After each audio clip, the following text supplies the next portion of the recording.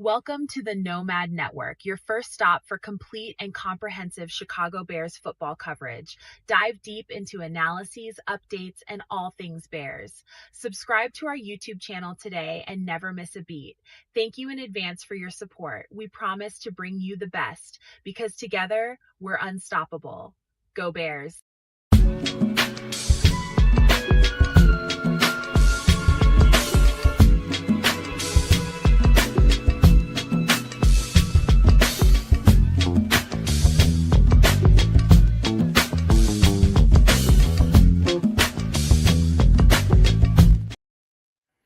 Yo, no maniacs. Welcome into another edition of Some Extra Sauce. This is a special one because we got to knock all the bells and whistles that we do normally on the show for another time this week, just because we got so many drive picks and so many UDFAs to cover. It's only right that we spend the show doing that. So this is going to be another special edition of Some Extra Sauce. Plus, we got the chef in the kitchen. We got to give him some love too, man. We always got a chef once a month at the end of each month. He's about to show us some love here in a few minutes. I got an idea what he's going to be cooking, and I don't think I ate enough tonight. We be quite honest with you, but welcome on in, you guys. We about to kick it hard on the Bears tonight, real hard, and you're going to get your money's worth if you came here for that particular part of the show, for sure.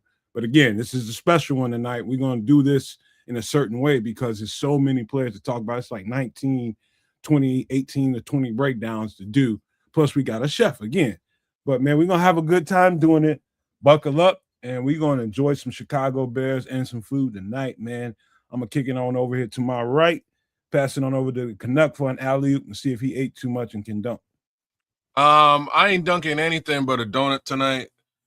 That being said, I made sure to eat good because I knew the chef was coming. So I had a nice little salad action, some chicken schnitzel. It was actually well put together. What's not saying? Oh, he's talking about the Habs. Yeah, the Habs and the Blackhawks are like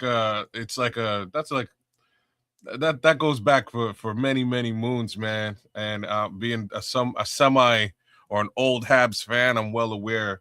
It's one of the reasons why I have mad respect for the Blackhawks, man. I really do. Blackhawks. Hey, I made a mistake. I meant to get with you over that draft weekend to see if you wanted to come through. I was so effing busy trying to make sure I got all the breakdowns that I needed done. I missed out on giving you an invite. If you want to come on the show anytime in the near future, you and Smitty has been adamant about getting on the show. I got to get Pretty Q up in here, man. It's true, eh? We got to get him on. Got to get him in here. Got to get Terrence back in here. We got to. I think Smitty will be his first one. What does this be like?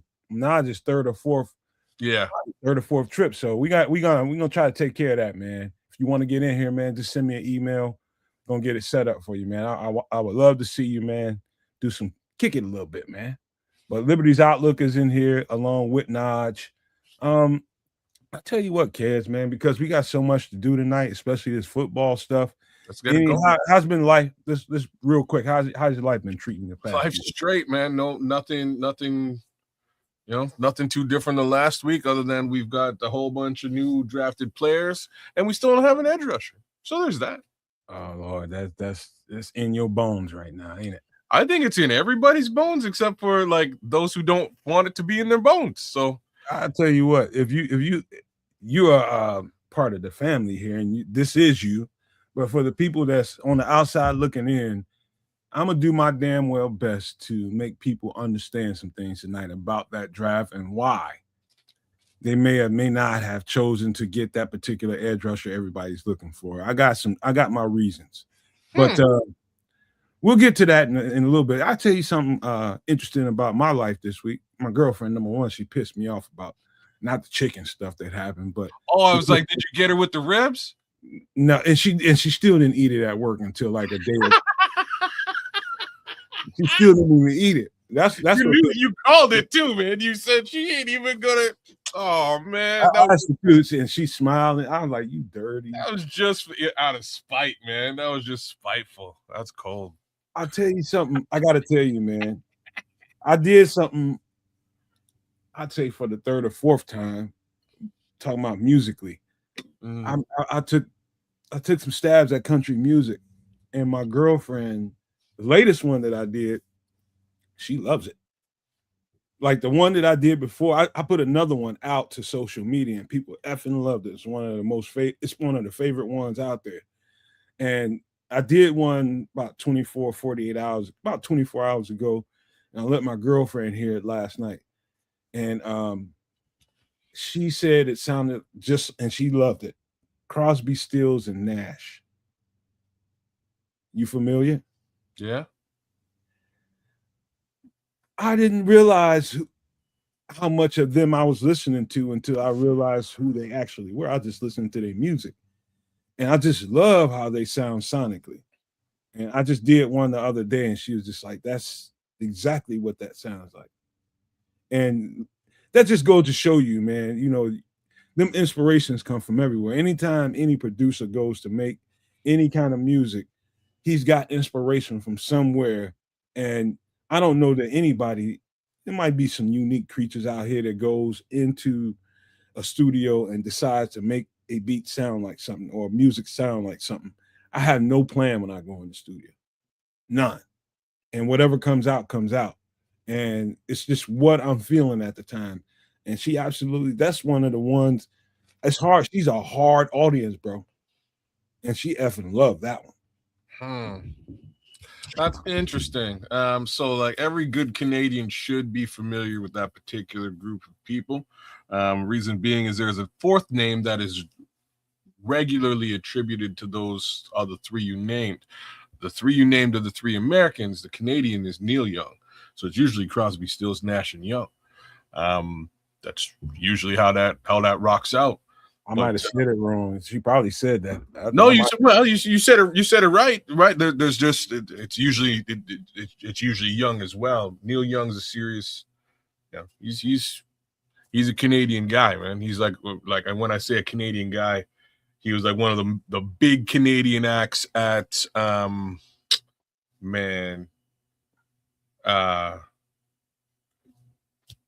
am I blanking out? The original big music festival with about Lollapalooza. No, that's the name that I have in my head. It's not Lollapalooza.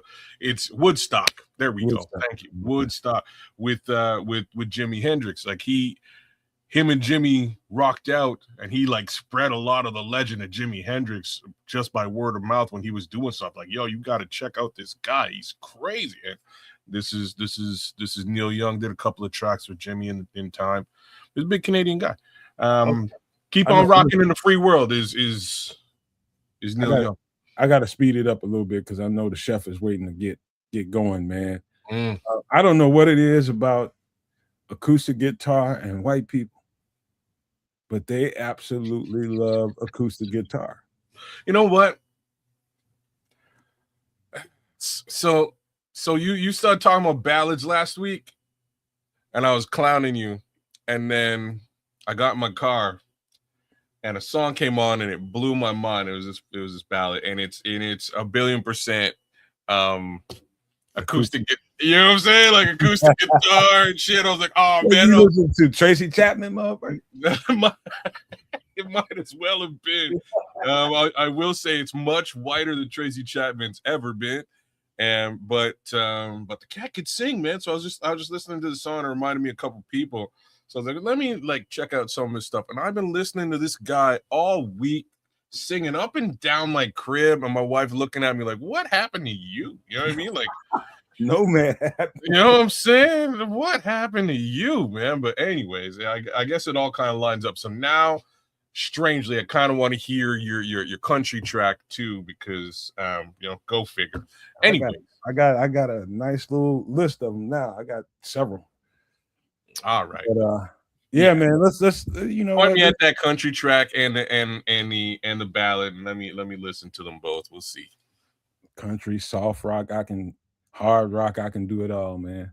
All right. Like I said, let me see what it looks like. I'll be the judge. Let's get the chef all trimmed and lined up, kids. Oh, who? Chef. Trips. Chef Trips. Chef Trips. Chef Trips. A motherfucker in the kitchen. And it will be beautiful. It sure will. And here's our guy right now. What it do, Chef? What up, Chef? Hello. Can you see me? Can you hear me? We got you. Welcome to the kitchen of Chef Trips. I am your owner and proprietor, Chef Trips, or as you know me and love me as, on some extra sauce, a MFer in the kitchen. For tonight's live cooking recipe, we will be making a chili mac and cheese, and it will include 2 different meats of the ground turkey and ground Italian sausage. It will involve 3 of the beans of the variety of kidney, pinto, and black beans, as well as 2 different cheeses, sharp cheddar and pepper jack. And they will all come together and be beautiful. Love it. Thank God I ate food today, man. I didn't eat enough, man. I'm in trouble. Oh, you need to go get some because like I'm this in serious trouble tonight. Yeah, you're in trouble. So now let's go to the effort in the kitchen camp right here, and we will start with a nice deep pot, and we're going to raise it up the heat until a medium high, and we are going to put some of our oil in to give it a nice coating at the bottom, and then we will get into once it warms up, we will be adding some diced onions as well as green pepper, and then we will hit it with the minced garlic before we add in our meats. Hey, Chef. So, yes. Even if I never seen your face before, I know you're a brother. Just by the way that pan look. This pan right here? Yeah, I know you're a brother. And how can you tell that? Brothers, sisters, the only one with pans like this. Well, these are beautiful because they have nice heavy tops that club is the name it says here. But it is nice and heavy. But the downside is the handles here are very minimal.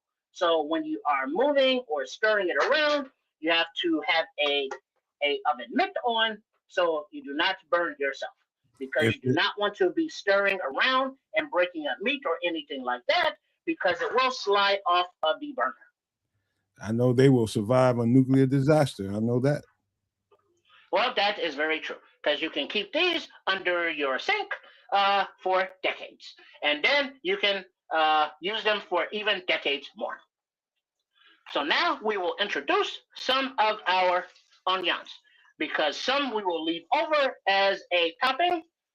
You can also top with the green onions, but we ain't doing all of that. So we throw those in there, and then we put all those in there. All those over there. Getting an A+ the way. That's how you do it. Excuse me? I said you're getting an A+ so far. That's always a good start. Oh, thank you very much. Then we get a little coating of the oil all over them so they can start to break down a little bit right there. Then we will get these off with a little bit of the pepper of the black variety. There we go. And a little bit of the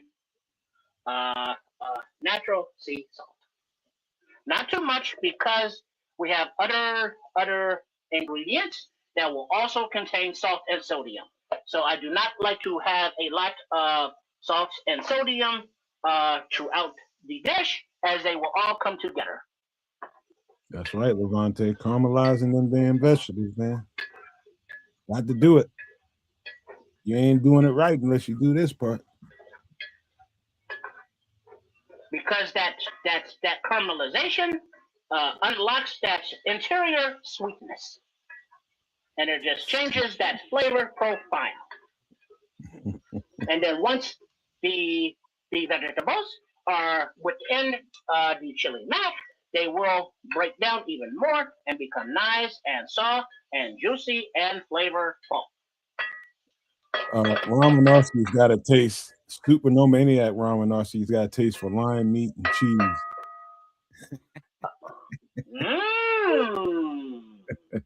Those kitties can be. Are you related to nice Charlie tender. Sheen? Ron? Any relation?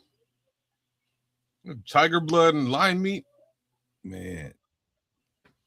And so now that the Chicago Bears draft is over, and we have a lot of new players that the Nomad and the Kids and the Triple R will be talking about later. But I would like to say welcome to all of the new players. And whether you were drafted first, or whether you were drafted seventh, or whether you were undrafted, or whether you are a mini camp invite, you have the opportunity to live out your dream and become a professional at the sport that you love. Take full advantage of the opportunity and don't let nobody give you shit about how you were overdrafted or don't fit any schemes. You do you, and I wish all of our coaching staff the best to develop these young players as well. Hey, Chef, a couple of days ago, I made some chicken gravy with a lot of onions in it, like a lot of onions. And it gave me so much gas. It gave me so much gas, man. It was ridiculous. Onions can do that. That is the thing. The onions can and will give you gas. But then even though the tongue and the taste buds enjoy them, the digestive system, not so much. So we have to temper our taste buds, or as the expression goes, we can't let our eyes be bigger than our tummies. And in this case, we can't let our taste buds be bigger than our digestive system. The people ought to know that that's medicine in a pan that Chef is cooking up right now. Those onions and bell peppers are medicine. And then I added the minced garlic. Yeah, also. But we keep that moving so that the garlic does not burn, because now you cannot smell it, but I can tell that the onions and the green pepper have released their caramelization, and they are good to go. So now, while the heat is still there, we are going to introduce our meats. And we are using a pound total. So we are using a half a pound of the Italian sausage and a half a pound of the ground turkey. But you can always utilize whatever meat you choose. You can use 1 meat, 2 meats, 3 meats, or 4 meats, or more. You can use lamb, chicken, beef, turkey, venison, fowl, whatever kind of meat you choose, or whatever kind of meats are available, or whatever kind of meats your diet requires. Oh, I see. I kind of see where this is going. Oh, and boy. then as the vegetables continue to caramelize, we break up the meat into pieces as we go. And that's why you make sure that you have a silicone type glove to hold the pan, because if you're using any kind of a cloth glove, the heat would catch on fire from the burner underneath. Safety first. Who's your line meat plug, man? Where are you getting this line meat from? There's some dude that hangs out by the subway on the low end, and he said his name is Berg of Doneness or something like that. And he has a hookup for the little kitties that are fresh and tender and always envious of everybody else. Roar, if you hear me. They are for sure our #1 nemesis in the NFC North. Oh, snap. We keep we keep breaking them up. I do not From care the if Food it's Network, he healthy. said. He can't. And even though Ron is talking about the kitty meat, I have to throw in the always favorite FGB to the FG to the beats. Well, we're putting some cheese in here anyway, so we'll get you grating. You know what I mean? I am not personally a fan of the grating of the cheese because many times the Slice grating, yourself I up. have grated too much off of my skin.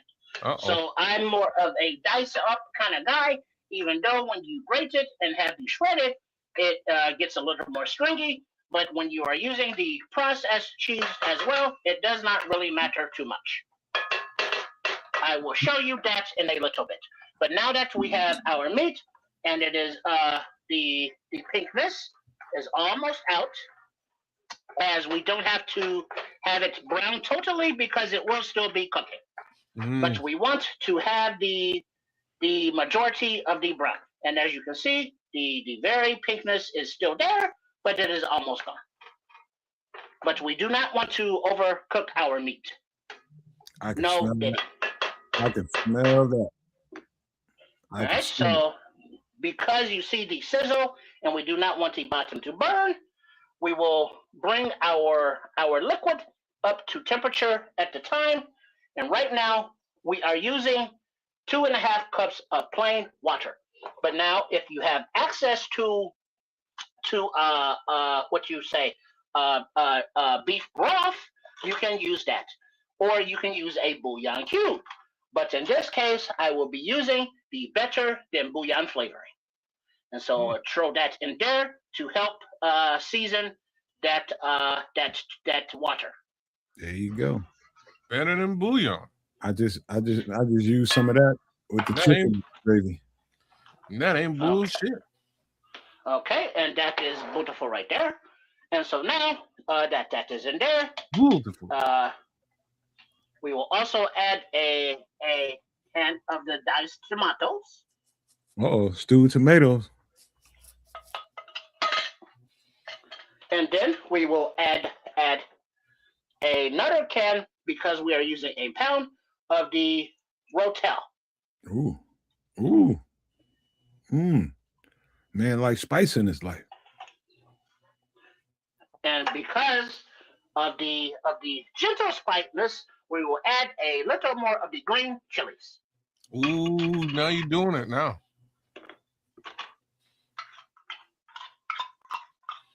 Those in there like that. Yeah, Lamonte's with it. Okay, now we put those over there. Very clean as we go. We throw those out of the way over there. Okay, now we give it a little stir. Hey chef, I heard there's a national callback on sardines. I was not aware, but you can never tell because the beef, I heard something about it was either chicken or something recently that we're recalling because of safety issues. Well, I was just kidding. I just don't want you to put sardines in here. Oh, well, no. But on the serious tip, there was a safety recall because of some food was bad. But I did not have the food in my kitchen, so I did not really pay too much attention. But now that the liquids are in here, we will add more seasoning. Now, I will do the chili powder about a little bit of there. This is a half of a teaspoon, as you say. So we use 2 of those together. But now remember that if you do not have the chili powder of the spice itself, you can use a half a teaspoon of the cayenne pepper, 2 teaspoons of paprika, 2 teaspoons of cumin, 1.5 teaspoons of the onion powder, 1.5 teaspoons of the garlic powder, 1 teaspoon of oregano, and black pepper and salt, and that will be the same thing as chili powder. So that is in there. We will add our red beans. Ooh. Those in there like that. And then we will add our pinto beans. And they're like that. Over there. And then we will finally, for the beans, add our black beans. Farting going on tonight, boy. Oh, he's giving it all the triple treatment, man. That's all three. There has to be a taste, flavor, variety. That's what you get from this MFer right here in this kitchen. Chili. All of those in there. Then we got those in there like that. I haven't made near enough chili this year. I hit it up at Super Bowl for sure. I made one. Let's give it another stir. Look a lot like this, to be frank with you. With some scotch. Make sure you I had some scotch in it. To make sure that there is no burning or sticking on the bottom. So that's why you have to make sure to hold the pot as you give it a good slide across. I eat that just like that. Okay, and the soupiness is good as it will be absorbed by the pastas, and you want a little soupiness as well in your chili. All right, so now that once we get it simmering, we will reduce the heat to a medium and let that go for about 12 minutes because we don't want to cook the pasta all the way through. We want it a little al dente. So please, someone prepare a timer for 12 minutes, and I will tell you when to begin. Let me see. Hold on, I'll get it straight. All right, so now that we have the majority of our ingredients, and we give it a nice stir, and now we want it all to come up to temperature at the same time, so all of the flavors get to marry and know each other and have coitus. All right, I'm set up. You tell me when to start that timer for you, all right? Thank you very much. Then a little more pepper right there. And then personally, I like to add a little things like the Nomad was saying about the onions. I'm going to add a little more garlic powder. And then also a little bit of more, or a little bit actually, of the onion powder. Onion. Can't go wrong. Can't go wrong. Give that a mix in there. You ever heard, Chef, you ever heard anybody tell you that you got a little too much onion or a little too much garlic in your food? That's blasphemy. He must have been a vampire. No, I have not. That's crazy. Must have been a vampire. I don't know how you can do it. Yes, I have not met vampires, but I have met a few succubuses. Now that is in there, and the simmer is coming up, our final portion right now. This is about 8 ounces of the elbow macaronis. And so we throw those in there. And so we mix those down. And now all of this beautiful juice will go in all of these elbows. And as they rehydrate, all of the flavor will rehydrate within the macaronis. Question, Chef. Yes. How long would it take the chef to do away with a pot this size of this?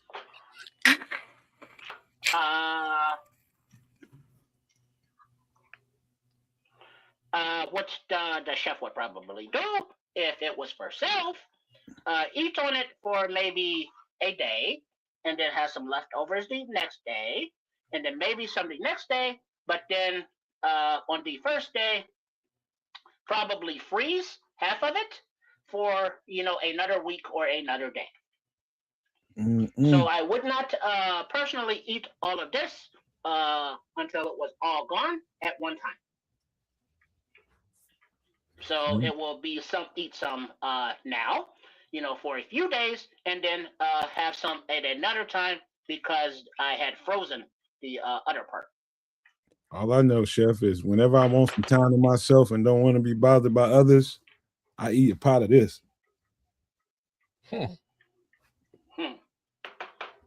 I understand. Okay, now that everything is in there, and we can start to see the shimmy of the juices in there. We will, I would say, in about 2 to 3 minutes, be prepared to start the timer. Okay. But I will inform. Okay. But I will also, at the time, take a little bit of the meat is good enough because of the browning, so we do not have to worry about it being raw. No bay leaf, Chef?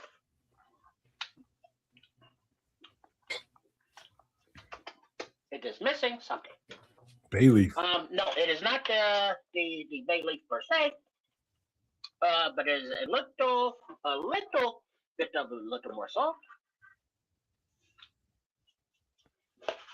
and we'll hit it not with the actual bay leaf, but we will hit it with as soon as I find it here, a little more leaves of the oregano. I was just gonna ask about oregano or Italian seasoning. All right. Well, as well, the oregano is part of the chili of the chili powder, but as is, I added more of the individual onion powders and the garlic powders. You can do that individually as well. Your good friend, the timer, please. Your good friend Ron Menarski says it needs grated cheese, and Levante says oregano does better than bay leaves. Either way, it's going to be herbaceous. Yeah, with this mix, you want oregano or Italian seasoning. I'm doing both, which is oregano and some other stuff in. I do both. I put all that shit in there and some pasta. Well, what we will do as well, because of the greenery, we're gonna do the parsley. And it is a little bit there. Parsley ain't strong enough to even know it's. You know what I mean? I'm not a parsley guy. What about basil? You got basil? Basil, definitely. And then that was the next thing I was reaching for was the basil. Yeah, basil's good stuff, man. Now basil, you taste. Yeah, you do. Parsley, not really. No. Parsley's like garnish. Yep. Put those up there. Get that out of the way there. And then we need this over here. And then that there. Oh, yeah. Mix that in there. A little more S&P. Well, not right now. We will give that in a moment. We will let the flavors come together a little bit. And with the spices and the seasonings that we just added before we over season. Because we can always season more later as opposed to over seasoning now. All right. Look at Liberty's outlook. He says a splash of pork wouldn't hurt nothing. See, a splash of pork would not hurt nothing, but we do not have the pork. But what we do have a splash of that we will add is the Worcestershire sauce. Okay. All right. I would have thrown a little bit of whiskey in that motherfucker if you're asking me, but. Or some beer. Well, we have the port, we have the whiskeys. This is the chili, not the bar. For a guy like me, it might be up one and the same. I understand. There's so much seasoning it got me sneezing. Okay, now that we even added that the Worcestershire sauce, we will also give it a shot of the Yeah, boy. A little bit of Frank's.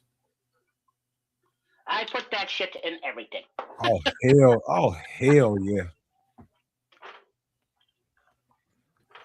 My girlfriend demands that shit now. She was not a spicy girl when I met her. Man, Frank's ain't spicy, damn it. I give it that. It's more flavorful than spicy. I agree. You see me reach for a bottle of hot sauce, she started getting all tight. Okay, now that it. Everything is in there. Now we will give it a little taste. That's why I didn't want to add more seasoning before, after all of this before.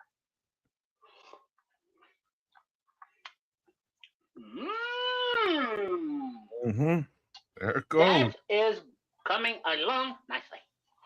So what we will do, we'll now put the top on and let that come together as the clock ticks, and you can come to up here. I'm up here.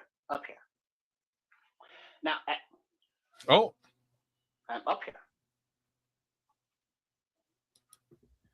Be right back, gentlemen. I gotta go pay a water bill real quick. There I am.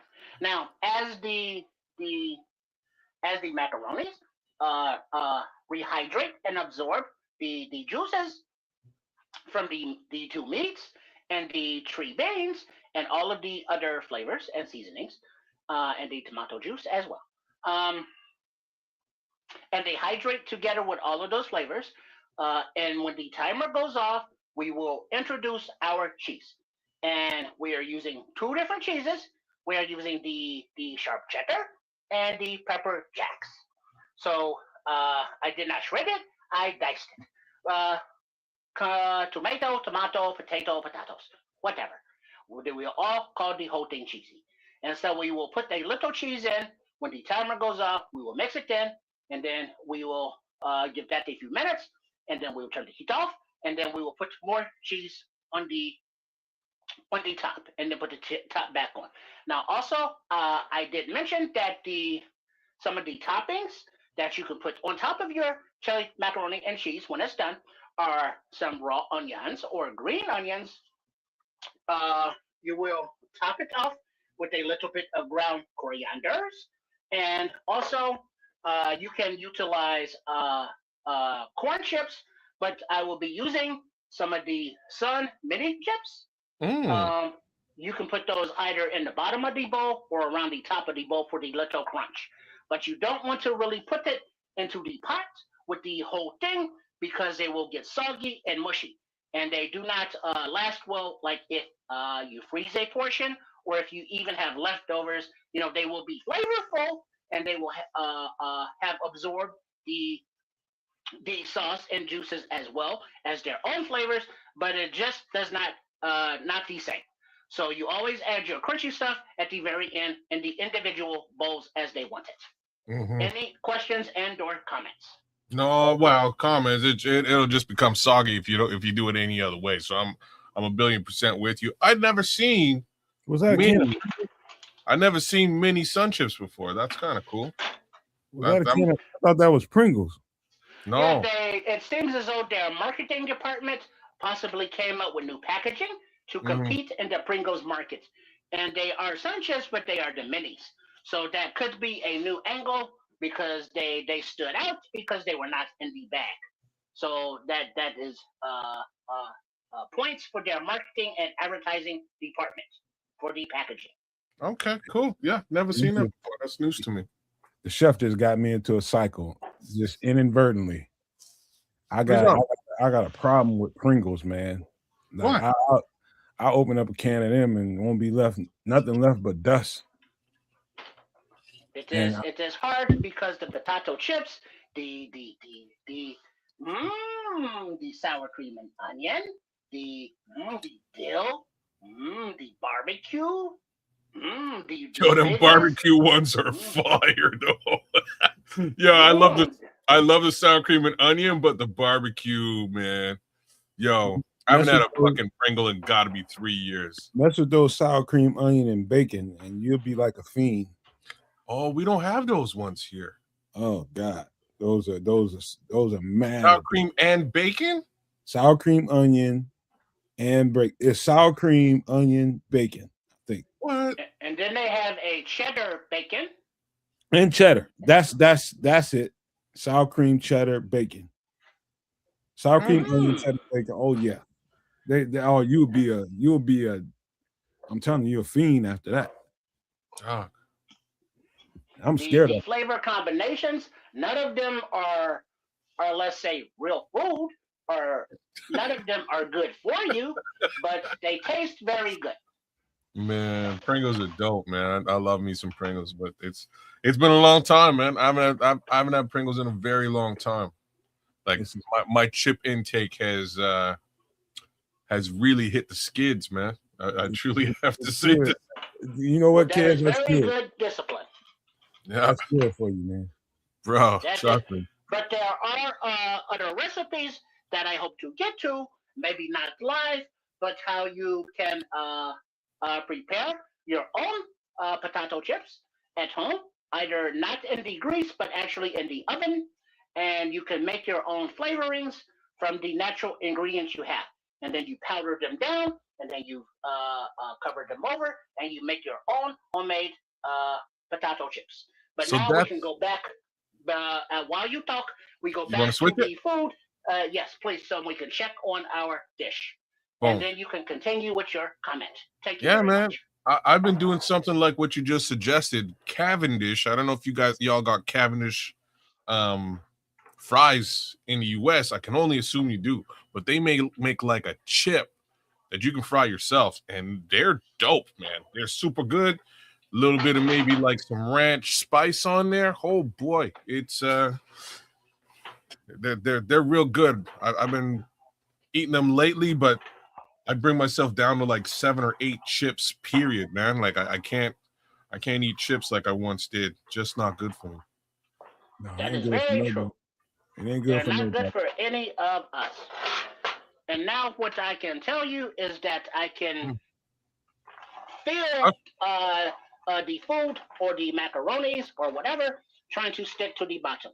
So that's why you need Perfect. a nice flat surface and scrape that bottom good. No diddy. Or maybe a little more fluid. Now the fluid is fine. I might add a little bit more, but the macaronis at the bottom will always gather down there. And as they cook and hydrate, they will stick. And this is my first time of really unsticking them as well. And as I go around, when I retrace over the other spots, it is nice and smooth. All right. So there is no major sticking, but you want to stop that in its tracks. And now, as Nomad suggested, because the cooking is coming right along, we will add a little more fluid, but we want to make sure it is hot. Even though we are using the tap, we want to use the hot because we don't want to cool down too much. It will cool down a little bit, but not too much. And just a little bit at a time, just to keep it very fluid. Every time I add water to a dish like this, I salt and pepper again. And maybe garlic and onion again. You know? Well, give it I don't think he has to because, I mean... He didn't put that much in there. No, he didn't put too much in there. It didn't really raise it. But he'll give it a taste. Well, that's the thing with all of the other ingredients. Yeah, give it a taste. And the Franks.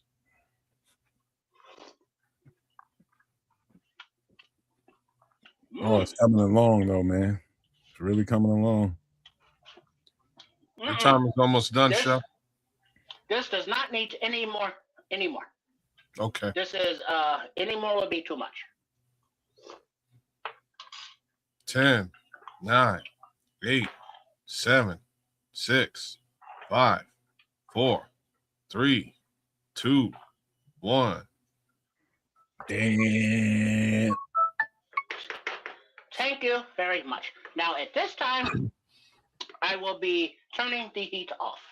And then also, don't forget a dollop of sour cream in the topping. So now, the previously cheese that I diced up earlier, we have our cheddar, and then in the same dish at the bottom there, we have our pepper jack. And then we will do half at this time right here. Levante's talking about Levante's giving. He said whatever's broth was put in there goes in place of the water. I'm not sure I'm familiar with whatever's broth. He's just being he's saying whatever broth you use. Oh, right? okay. If that's what he's saying, then okay. I thought it was a brand. No. I don't think if it maybe it is, but I never heard of that. Well, no, it's like whatever broth you use. Yeah. In place of the water. But if you use the water, you use the better than bouillon or bouillon seasoning, or you just season it a little bit heavier because you are replacing those flavors. Only broth I wouldn't put in here is maybe a seafood broth, and I wouldn't be scared to do it, but that's the last one I would go for. Mm-hmm. Okay, now that we have that part of the cheese in there all mixed in, we will put the rest of the cheese on the top. And then we will just leave that there. This ends up to be about 2 cups or so.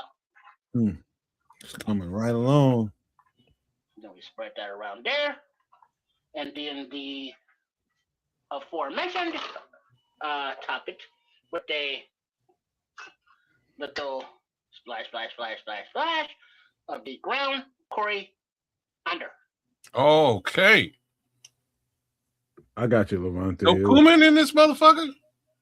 The cumin is right here. And that is a good idea as well. And we will give that what did I do, Michael? Put a lid on that thing and it's over with. Oh, that's what I was doing, but I got distracted looking for the cumin. My bad. It was right there a minute ago. I just had it. But yes, now we put the lid on and we let the cheese melt down, and we let the absorption of the sauce of the juice continue. And if you want to add any more of the make it more watery for more juice, you can always add more of the water. So there's a little cumin on top there. All right, so now as those are there, we leave that there. The heat is off. Anti-glint fry. And then we close that up there. And then now, as we are almost prepared to eat, it does not take you long to prepare this dish in your own kitchen. And it does not take many different ingredients to customize it to your taste and or your dietary requirements or restrictions. So think about doing something like this to jazz up the dinner and your family. Yeah, so as we have everything paid out, are there any questions and or comments? Well, the comments are there. What up, FFG? Yeah, they just going along with it. They liking what they seeing. I can tell. They're loving it. Very, very good. This is Now, gonna be good. as we just leave that there, see that pot is hot. Ooh, don't forget your glove. Safety first. And then the other side, make sure that's on their level. Well, you got it Right. at about mid heat. No, the heat is off. Oh, okay. The heat is off. Let the temperature of the food melt the cheese. Yes, that's what happens there. And so while that is happening now, we will switch out for our presentation. And so the rest of the macaronis, they will absorb that heat as will the cheese will melt. And so this allows you to have even more juice if you want, if you will, or less. But we always want to make sure not to overcook the macaronis, as they will be soggy and mushy. And nobody likes soggy and mushy macaronis. That's right. Except people that like soggy and mushy macaroni. Yeah, I don't complain. But that is true. All right, so now that is pretty much set up there, and so the hot iron is back off of there, we can put that over here. And so now, we could let the top stay on longer, but we all have things to do, so let's kick this puppy. Not that I would kick a puppy. You got to turn that. That's the only way it's going to get or turn it back on. Oh, no, this is fine, because I can tell from the meltage of the cheese and the dices that it is fine. And you just push that down in there a little bit because the heat is still conducting throughout. So we don't want to overcook it, and we don't want to dry it out. So we just do that like that, and then, ooh, yeah. See how it is all melty? And give it a little raise all the way around. Look good, chef. Got you a goulash. Yeah, man. Now, like I said before, if you want more juicy, you can have yours this way. But this way, you can still eat it with a spoon, but it is still too inconsistent to eat with a fork. But it could be more inconsistent if you prefer. So now that we see that cheese is nice and melty. So, like, what do Vikings what do Vikings eat, Ron? People. Okay. Purple people eater. That Right. So now that we know that ruins the whole analogy. That there. Or actually, we don't need this one. We will use this one instead. Right there. Yeah, that'd be better. And then our platform for the money shot. All right, yeah, that's better. Now we can take that off. We can get ready to serve up. Oh yeah. It looked real good on. It looked real good now, huh? A little extra hot sauce, maybe an onion or something. Well, we will do the extra seasoning, the hot sauce, the onion, the chips, and the individual bowls. Maybe because the actual seasoning for the pot is fine. But if you have a hotter tooth or whatever's, that is different. So now we will dish this up. Hey chef, my girlfriend's gonna go with an extra tub of sour cream and piss me off. Yo, my woman would do the same thing, man. Extra tub, half a tub of it, and just throw the flavor completely off. I don't know what it is with the sour cream. Well, but it's a nice condiment for the dish. And I so just now, speaking of, as we jazz it up a little bit, you can have the green onions, but I'm using just the raw white onions. And now this is a add-on, a condiment, a jazz up, if you will, as is the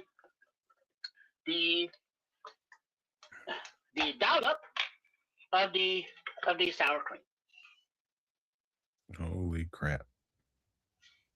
Holy crap! Then,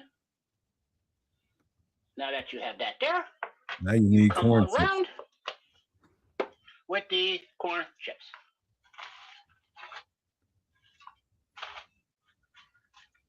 Come around the side there, and if you have the extra sauce, it would absorb in the chips. But if you have it here, it will keep that nice little crunch. If you have what? If you have more juice. You're supposed to say if you have the extra sauce. That's the name of the show. You did it the right way the first time. I just wanted you to do it again. Hey, well, if you have some extra sauce. I see what you did there. There you go. So now that we have this here, yes. If there's an office chair anywhere around you that you sit in after this, put it on the alley. Tomorrow morning. Burn that motherfucker.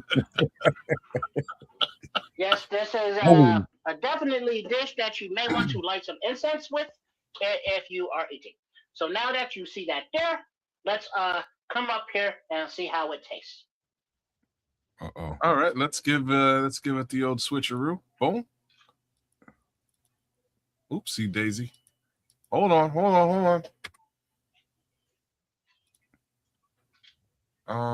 Boom, and then boom. There he is. Okay, now we will take a nice taste of the hotness. Oh boy. Oh yeah. Oh yeah. my. I got the volume down. I can still hear that crunch.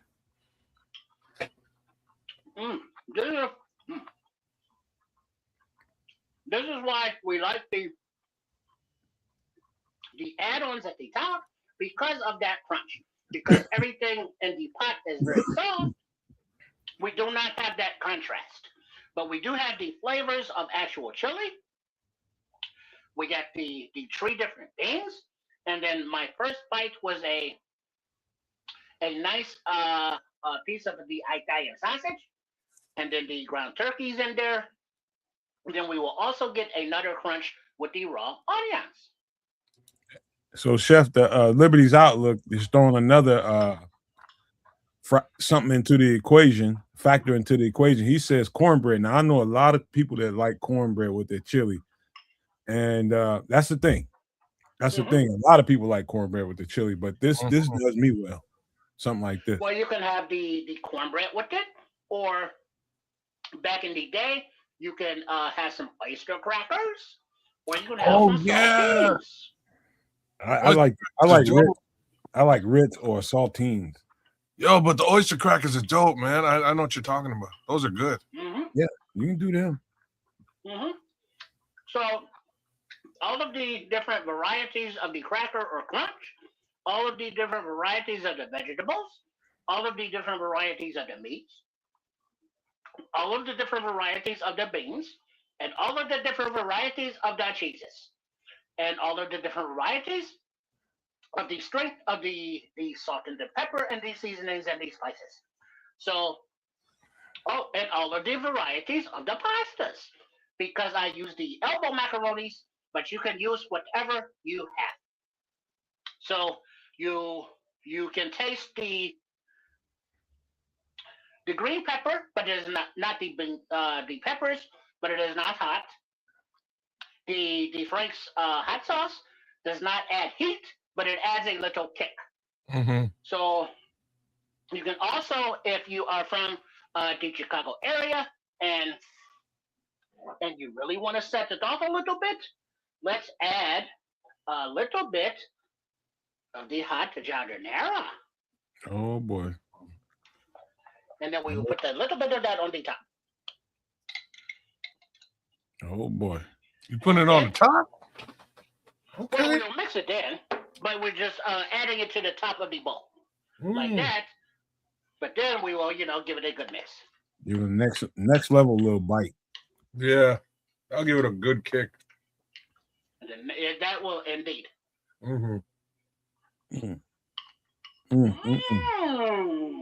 Yeah, eggplant and giardiniera has grown on me over the years, man. Like spicy eggplant, spicy giardiniera. It's good stuff. Now that that hot giardiniera is a little bit of a more heat, a different spice, a different kick of a heat than the Frank's Red Hot and the other stuff. But the taste and the flavor profile is totally customizable and up to you. Be careful with that, y'all. Be careful with that giardiniera, boy. That's snotty nose territory. Yeah, it can go down that road. It's funny because I went to go buy eggplant, and I guess I wasn't paying attention. I came back with giardiniera, and I was like, man. So I put some of that on a sandwich one day, and I was like, damn, the kick from this thing is real, right? So, I'm in with the giardiniera now. Are there not many other? Well, there are many flavors from the Chicagoland area, but the giardiniera is very not unique, but very local, and it goes on almost everything from the pizzas, from the Italian beefs, from the Italian sausages, to anything else Italian, to chili, to any and every other thing. So it is a nice flavor enhancement condiment that always reminds people that are from the Chi about the Chi. If you know, you know. You can get the Chi everywhere now. AC Adams says, "Tear it up, chef." Are there any other questions and or comments? Go ahead. So I have one comment. So you didn't do it, and I didn't suggest it. But what are your thoughts on carrots in chili? Not a fan. Okay. I understand the opportunity to have another vegetable, and I understand that sometimes if you dice them up nicely and put them with your other vegetables. They add a nice color profile, but just the taste of the carrots and chili do not go well with me. There are some dishes like some of the Greek dishes that cook a similar kind of chili dish with the carrots in it, but it's not exactly chili, but that flavor profile works. But for this type of dish, not so much for me. Okay. Well, Chef, I think I know the line of where Kez's mind is at right now, because to me, I would consider, because there's so many things in the pot, I would consider chili kind of like a stew, even though it's not considered in that category. It is very well a stew, in my opinion. Yeah. And I could see, even though I've never considered that, I can see where Kez's mind is going there. So I've done it a bunch of times, and just the flavor that you get from a carrot, it adds a lot to a chili. I'll be honest with this one. I've done it a couple of times. My wife hates it, and it's not just her. My God rest his soul. My good friend, from El Salvador, Carlos, used to make a bomb chili. We used to argue, man. He was like, "No, like we don't." He was like, "You're not allowed, flat out. You're not permitted to put any carrots in chili. You can't." But there's a chili standard, and that's nowhere in the pantheon. It's not a part. It is not. And he was very adamant about this. I was like, you know what? You're from the region. I will let you dictate what chili's about while you're in my house, but when you're out of my house, I'm gonna put fucking carrots in my chili. You know what I mean? Something that is something that you can customize for, and for those that have never had it, the next time you maybe try the chili, or for the first time, try it with the carrots and see how it tastes. Break the fucking mold, kids. It adds a very good flavor because carrots kind of have a bit of a sweetness to it. When they're caramelized, very much so. Oh man, it adds quite a bit of an interesting flavor profile to chili specifically. So, anyways, a little 2 cents, and I wanted to get your opinion on it. But well, I can also add that the pepper jack cheese has its own different kind of kick and spice. That is different than the jardinera and different than the Frank's Red Hot. So that pepper jack cheese is still in there representing. Okay, kids, I'd be careful with that now. Just do that on a test trial with some people that's familiar with you. Don't do that out in the open, man. That's almost equivalent to people putting raisins in goddamn fucking potato salad. Potato salad? All right. No, it ain't like that though. Like that. It's damn near. It's damn near. It ain't that. It isn't that wild. It actually, like I said, it adds a really interesting, just a little bit of a sweetness to the chili that's flavorful. But real talk, I don't. If I'm serving chili to other people, I don't put carrots in it. If I'm serving chili to my family, they're eating fucking carrots. You know what I'm saying? That's how it works. Before we go back to the pot one more time, please.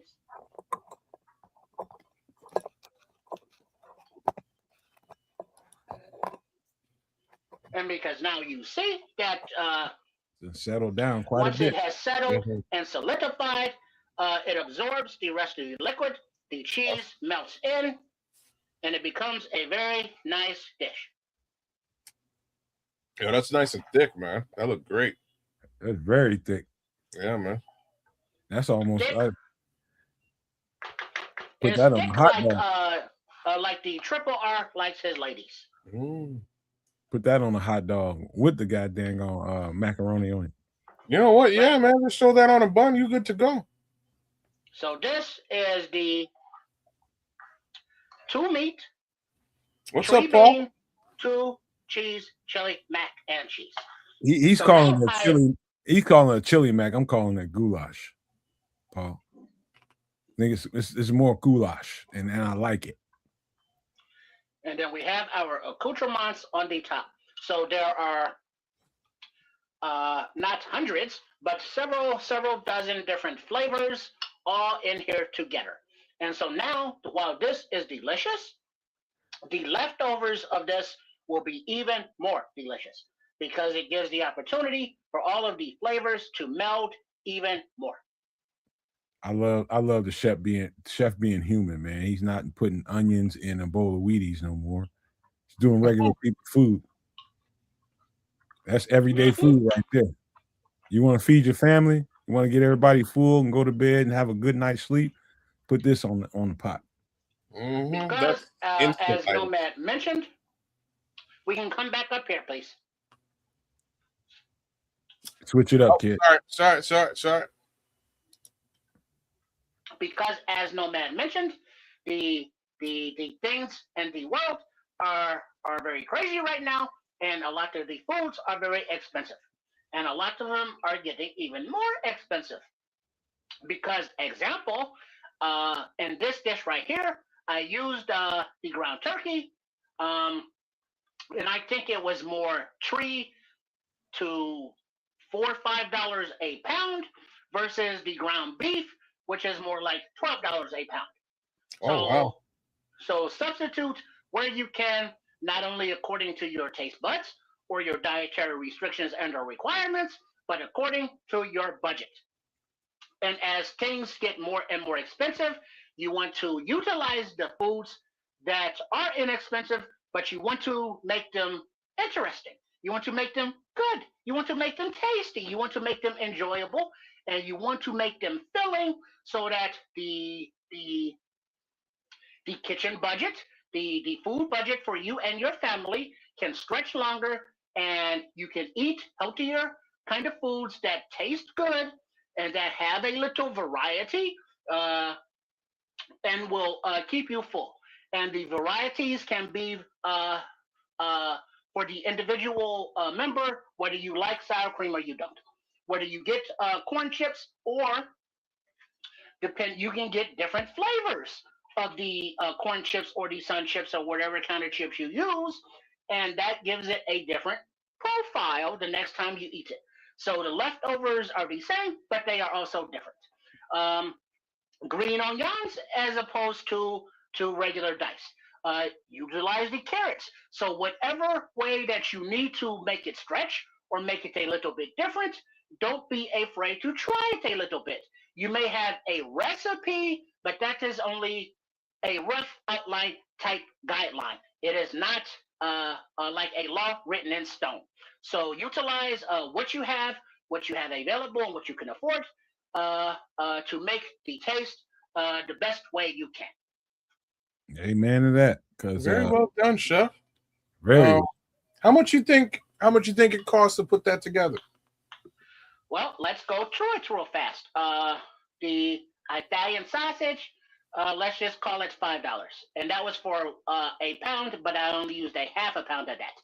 And then the ground turkey, let's call that $4, but I only used half of that.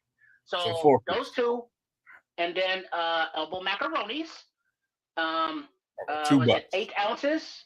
About that. And then the can of diced tomatoes, a can of rotel, a can of the green chilies, about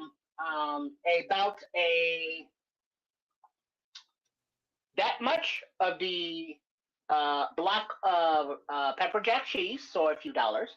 About that much of a block of cheddar cheese, so a few dollars. And then the rest, the chips were $2.50.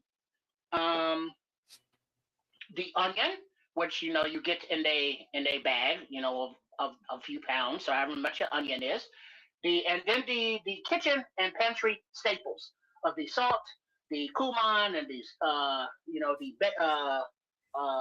Italian seasoning, and the oregano, and all of those things, as well as a few splashes of the Frank Worcestershire, and all of those things. So, and the giardiniera. So those accoutrements, you do not get at one time, but you have them in your pantry, and they last over time. So of the main ingredients of the dish and the sour cream, which was like $2 or $3 per tub.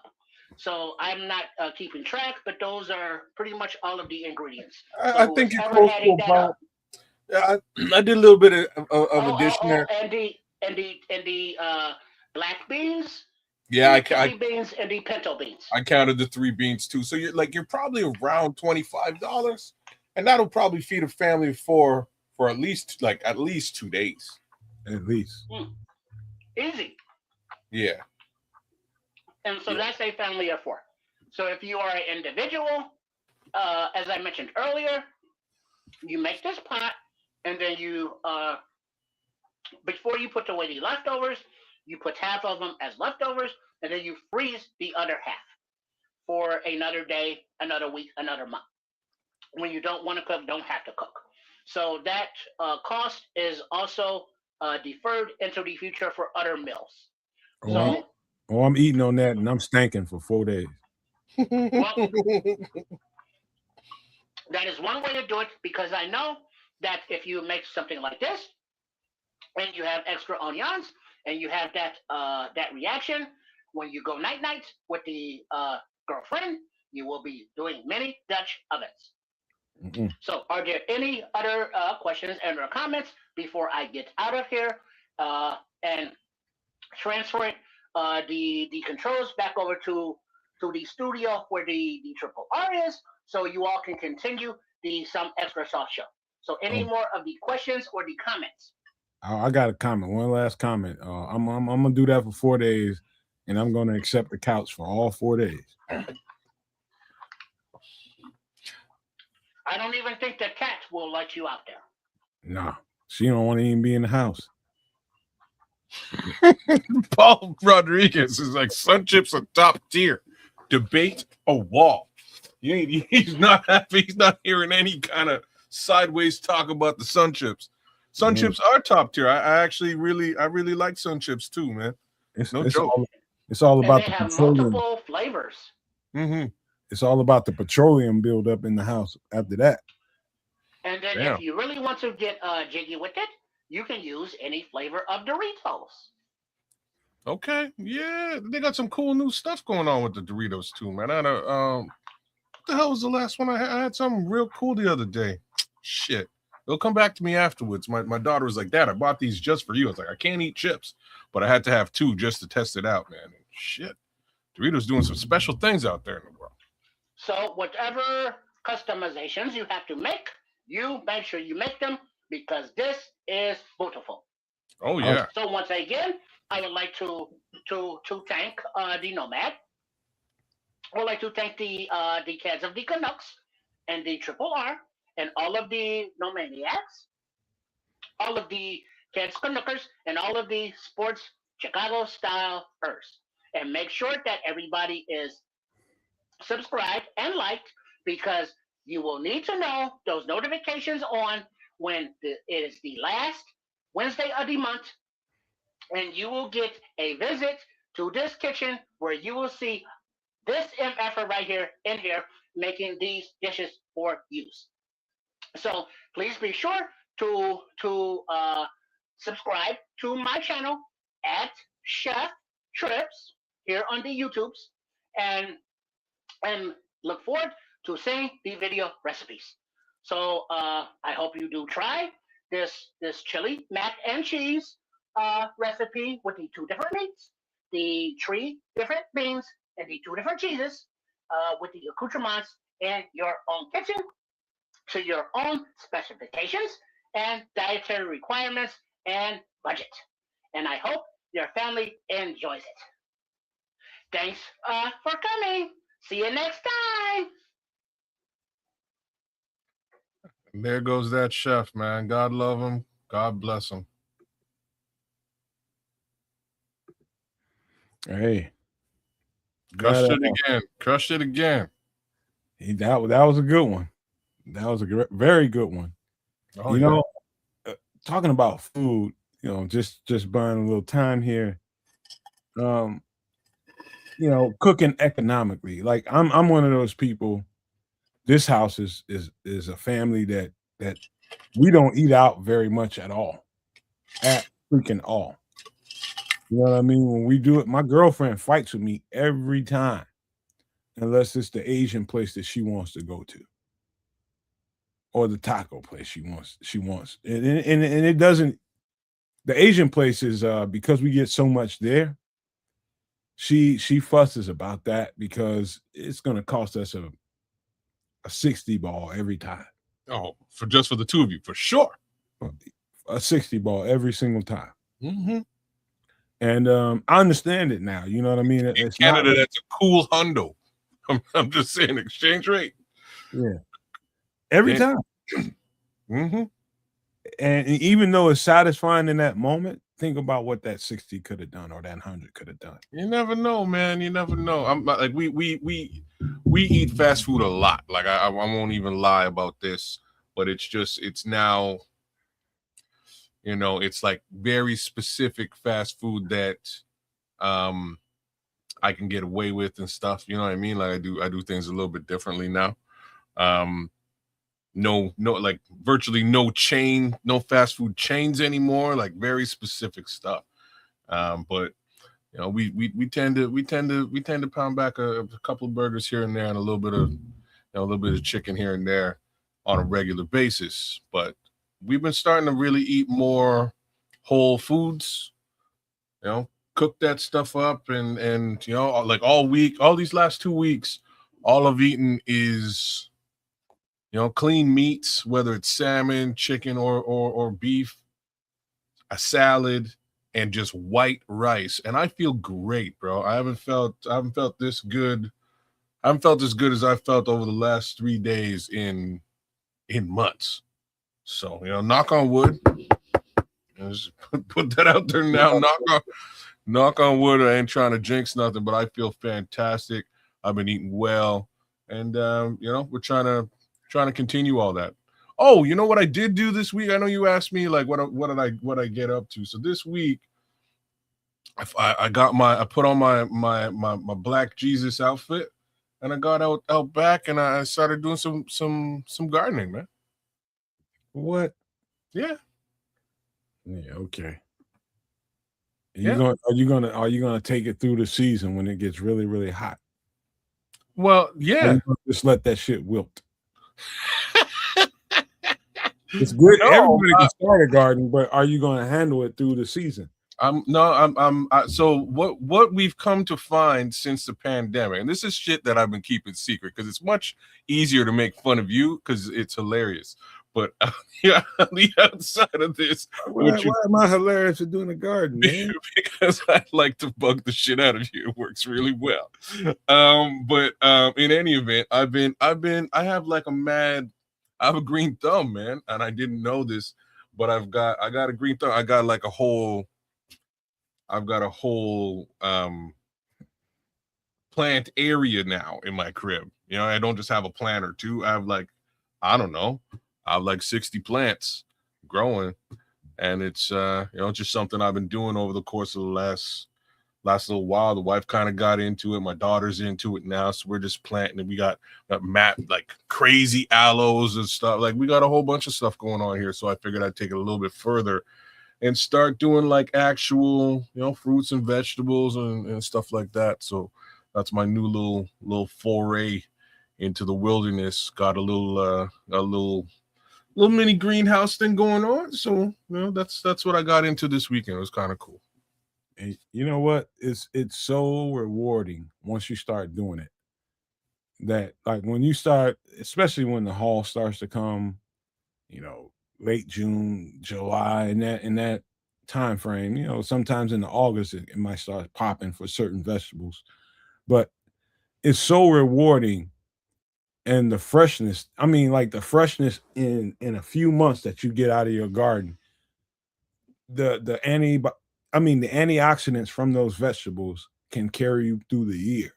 You know what I mean? It's like you get enough of them, and then you save enough of them, put them in the freezer, whatever it is, you freeze dry, whatever it is you do to preserve or maintain what you just grew. That's one thing, and that's going to carry you throughout a year. But for me, it goes a little bit further because I can share, I can give, I can give some people, fresh, just unadulterated fruit that I grew here at my house. That ain't gonna bother them. You can't get no better than that. Stuff that you raise yourself. So I encourage you to keep doing that and do as much as you can while you can, because it's worth it. It's worth Well, it. Right now, you can still do more. You can still plant now, or 2-3 weeks from now, a month from now. There's other things that you can plant that grow better in the next month to come.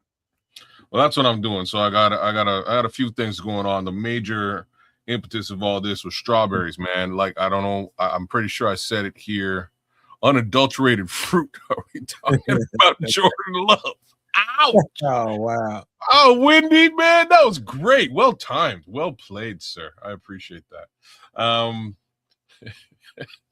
laughing a bit harder, man, because this reminds me of Nasty Nate from Half Baked. But anyways, that's a whole other story.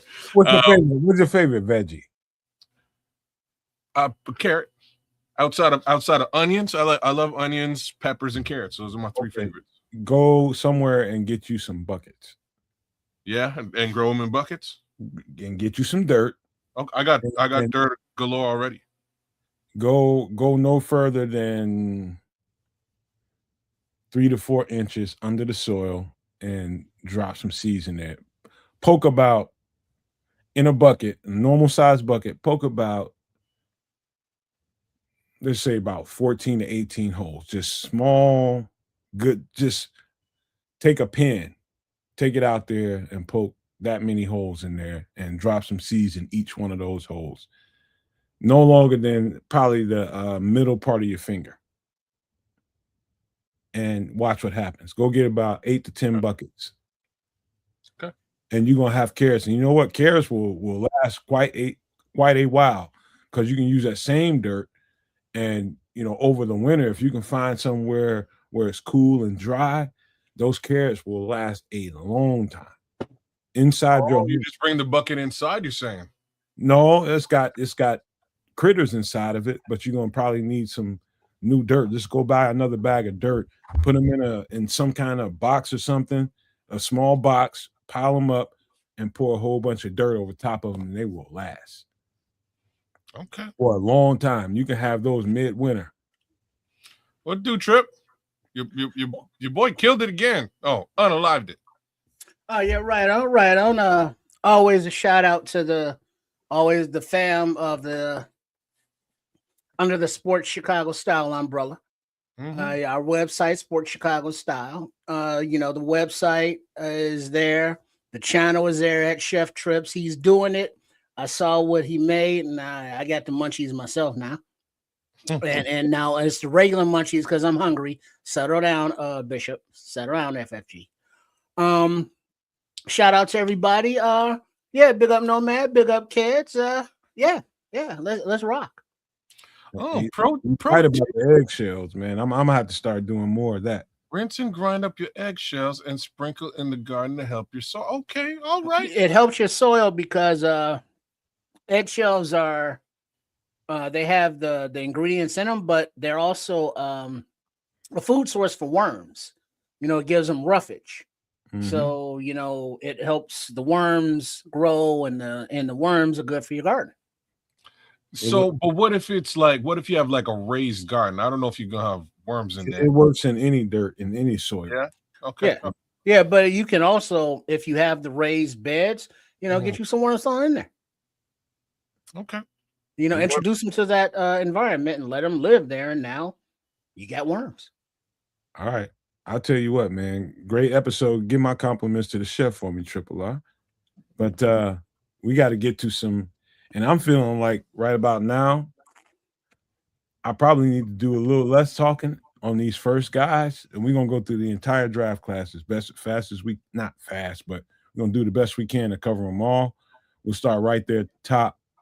This guy right here, and I know you guys have, you guys already got eyes on him, but after further review, what's your thoughts about Dillon Thieneman?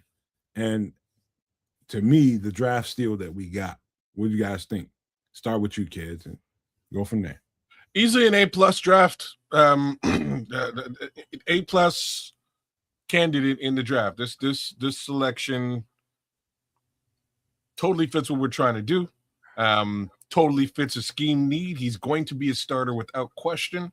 And what a starter he's going to be. He's got ball hawk instincts, but I wouldn't necessarily call him just a ball hawk. He is also a willing tackler.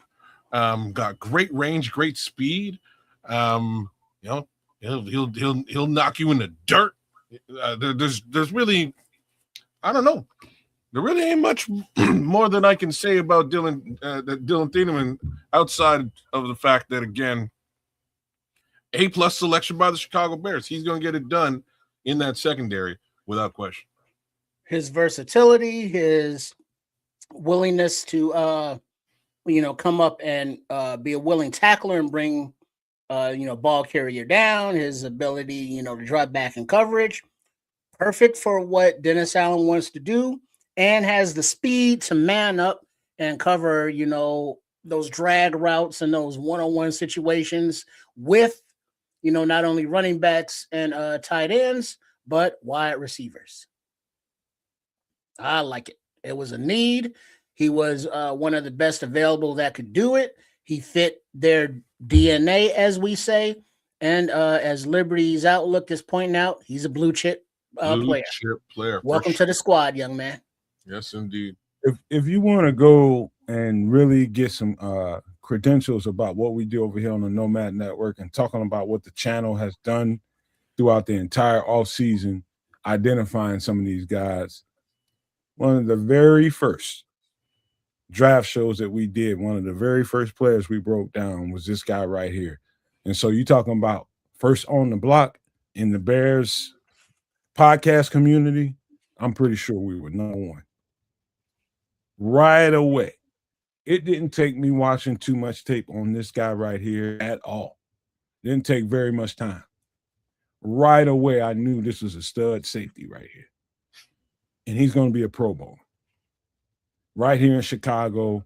I'm telling you guys right now, it didn't with the Ohio State safety right there in that conversation. And of course, he went earlier. Mm-hmm. But I am telling you guys right now, I do think we got the most thorough safety in the draft. That's a great word, right? Because again, and versatility, another great word from Triple R. There really is no, there's no weakness, no glaring weakness that I can see with this particular player at this position. So I'm impressed by this selection across the board, man. And last comment, I'm sure that now that he's on the same team with Kobe Bryant, we saw the tweet that Kobe Bryant put out with Woody Harrelson and Black Man. What's Black Man's name? Wesley Snipes and White Man Can't Jump. Been on black, buddy. But also, Dillon Thieneman is coming to the team. It's got Colston Loveland on it, and Colston already got the hook up to the cookouts. And, the spots in Hyde Park. So Dillon's gonna blend right in.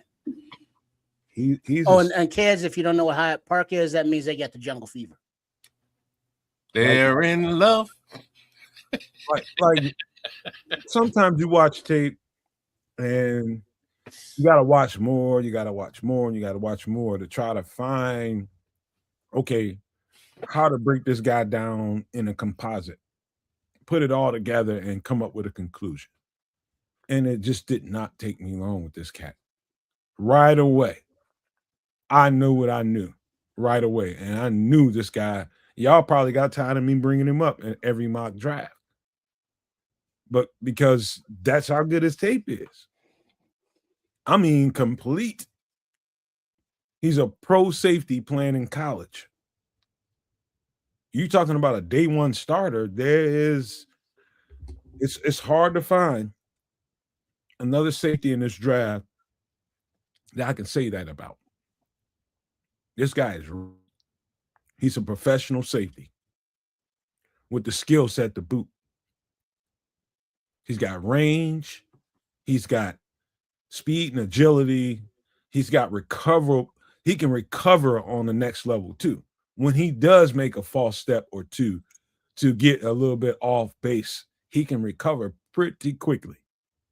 And so the challenge for him is going to be ingratiating himself with his teammates. When you're the number one pick on the team, everybody's going to look at you in a certain kind of way. But Dillon Thieneman, I promise you this, really quickly when they put the pads on, people are going to know. They probably won't even have to put the pads on and people will know.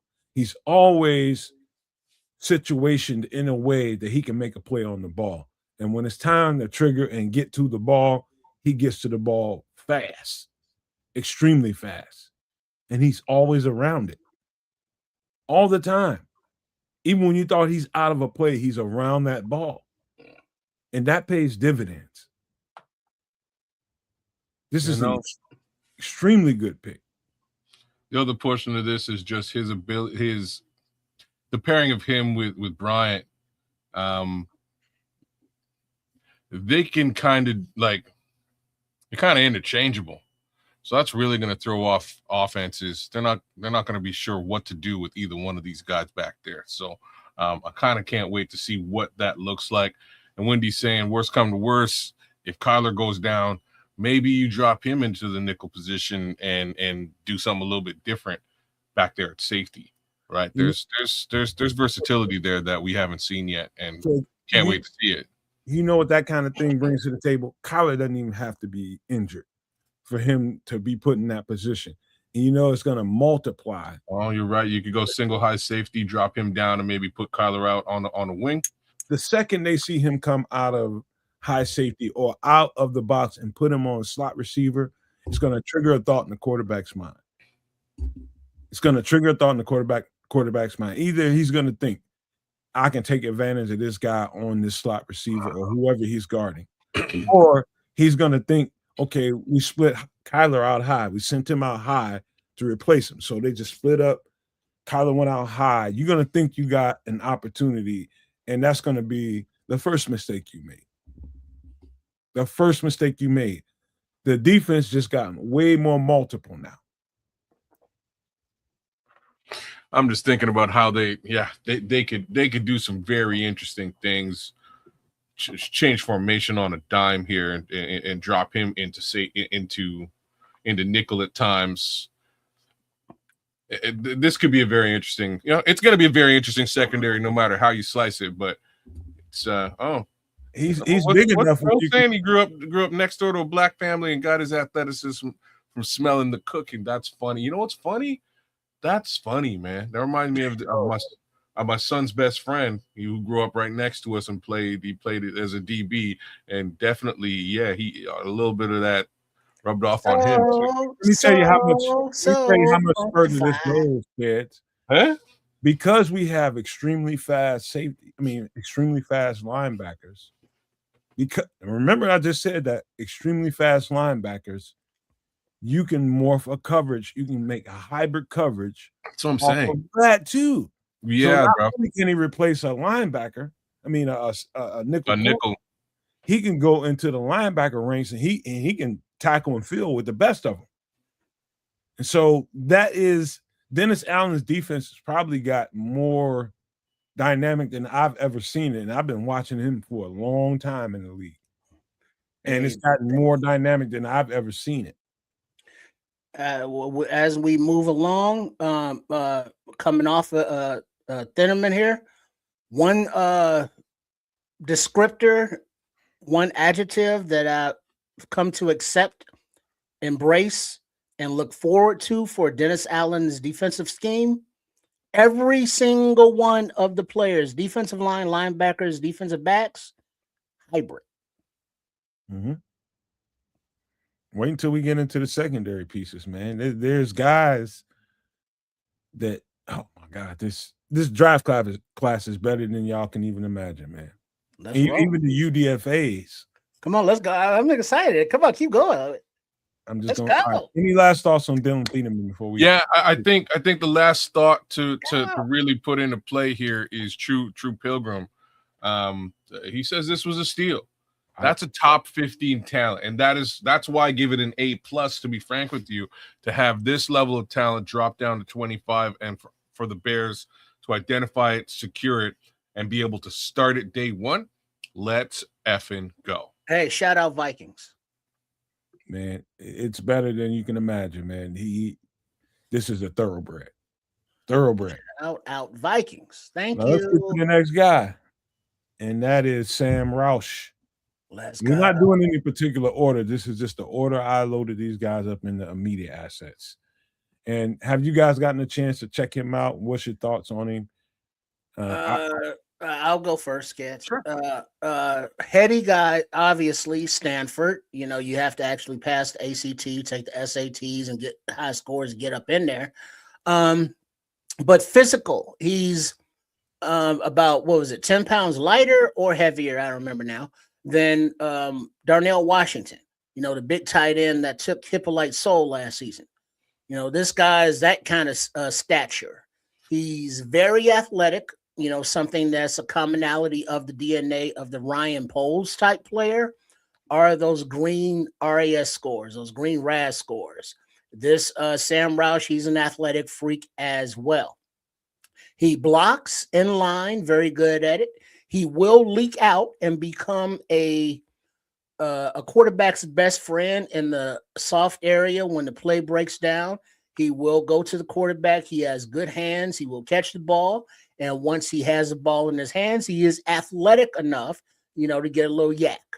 I'm not going to say this is Cole Kmet's replacement. Yeah, I think that's bullshit because we needed to replace Durham Smythe. We need to have the third and fourth tight end because Ben Johnson's running these 12, 13 personnels, 2 and 3 tight end sets. And we need to have, you know, depth at the position. And I believe that this is a Ben Johnson pick, obviously. He was a tight ends coach. He knows what he's looking for, and Roush is it.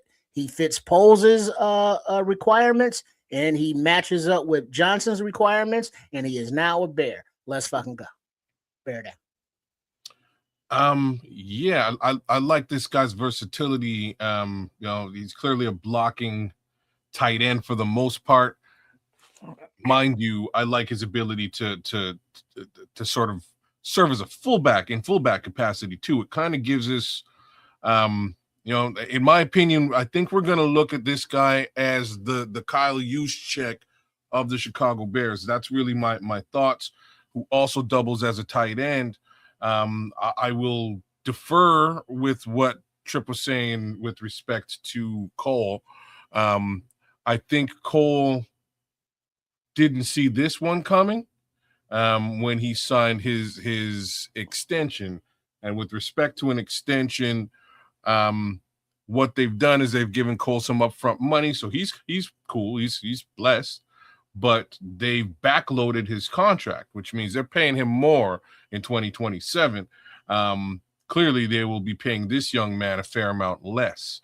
So depending on how he shakes out this year, what his direct output will be, again, I expect his output to be more along the lines of a blocking tight end / fullback, because again, I've seen him run the football. I've seen him in fullback capacity.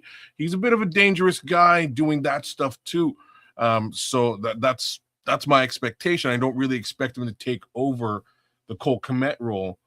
Mind you, if for any stretch of the imagination, Superman, you know, Clark Kent gets hurt, which is infrequent with Cole, and this guy steps into his role, we really get a full understanding of what he can bring to that position. And if that's the case, once again, you know, maybe he's the new Cole Kmet in 2027. My 2 cents. Let me start right there at the bottom. And I know the conversation starts with Cole Kmet. I'll feed into that a little bit. What I think the Bears got a chance to do is really turn over this roster in a way that it's going to really become a Ben Johnson, Dennis Allen type of team, type of roster. And they're going to get a specific opportunity to really turn this thing over. And I'm talking about the class that they drafted, particularly and particularly the guys that they signed as UDFAs, not to be slept on. Because I do think that the guys that they selected as UDFAs have a real strong chance to upend a bunch of guys on the mid to lower tier of the roster. I do think that. I think they're good enough to do it because they match what these coaches want to do. And to the Sam Roush conversation, this guy has everything and every good reason for them to do what they did in this draft and get him. He's basically an extra offensive lineman. Is what he was on tape, and it shows up as soon as you turn it on. He's wiggly as a receiver. As big as he is, he's extremely wiggly and wiry and can run really good routes. Really good route runner for a big guy. And that was surprising to me because I looked at the measurables at first. All right, let's turn on the tape. You turn on the tape, and I'm just like, this guy is in the mid area between 0 and about 30, 35 yards, can run routes with the best of them. As big as he is, check that box. Put him in line as a tight end. I mean, as a blocker, basically an extra tackle. Excels to a high degree. This guy is a steal. And what Ben Johnson is doing for his offense right now by these particular selections, let's just stay where we are right now with Sam Roush. He is making an opportunity for the playmakers on this team to really function at a high level. As good as you thought they were this year, the level they're going to get to next year and the year beyond and the year beyond that is going to be something else to see because of the particular selections that he's making right now with this particular tight end.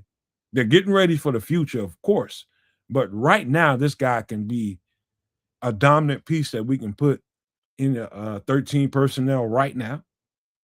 Or if Cole Kmet's not there, he can go in 11 personnel, 12 personnel, doesn't matter. He can function however you ask him to function. Sam Roush is a great draft pick, probably one of the more underrated ones of the bunch because nobody could really understand why we would make this pick there. But you look at the functionality of that offense and what happened after that Triple R, who was there with me more times than not, how the tight ends came off the board after that should have told people a whole bunch. Well, that speaks directly to Levante's comment that, more teams are going to 13 personnel. They're going to, the big, big bodies, but, athletic. And, it's a copycat league, as the saying goes. So, this is becoming in vogue. Never gonna get it. Different, but you know what I mean. So when Roush was selected, it's like, all right, this is Ben Johnson saying we need that guy. And then people are, I'm not gonna say fans are stupid, but fans are, let's just say, sometimes ignorant and or uninformed. But then let's just say also that, yeah, some fans are stupid. Why? Because some people are stupid. I'm not saying that they bad people. I'm just saying that they not thinkers. So it's like, we're seeing tight ends, come off the board. It's like, well, that's a reach.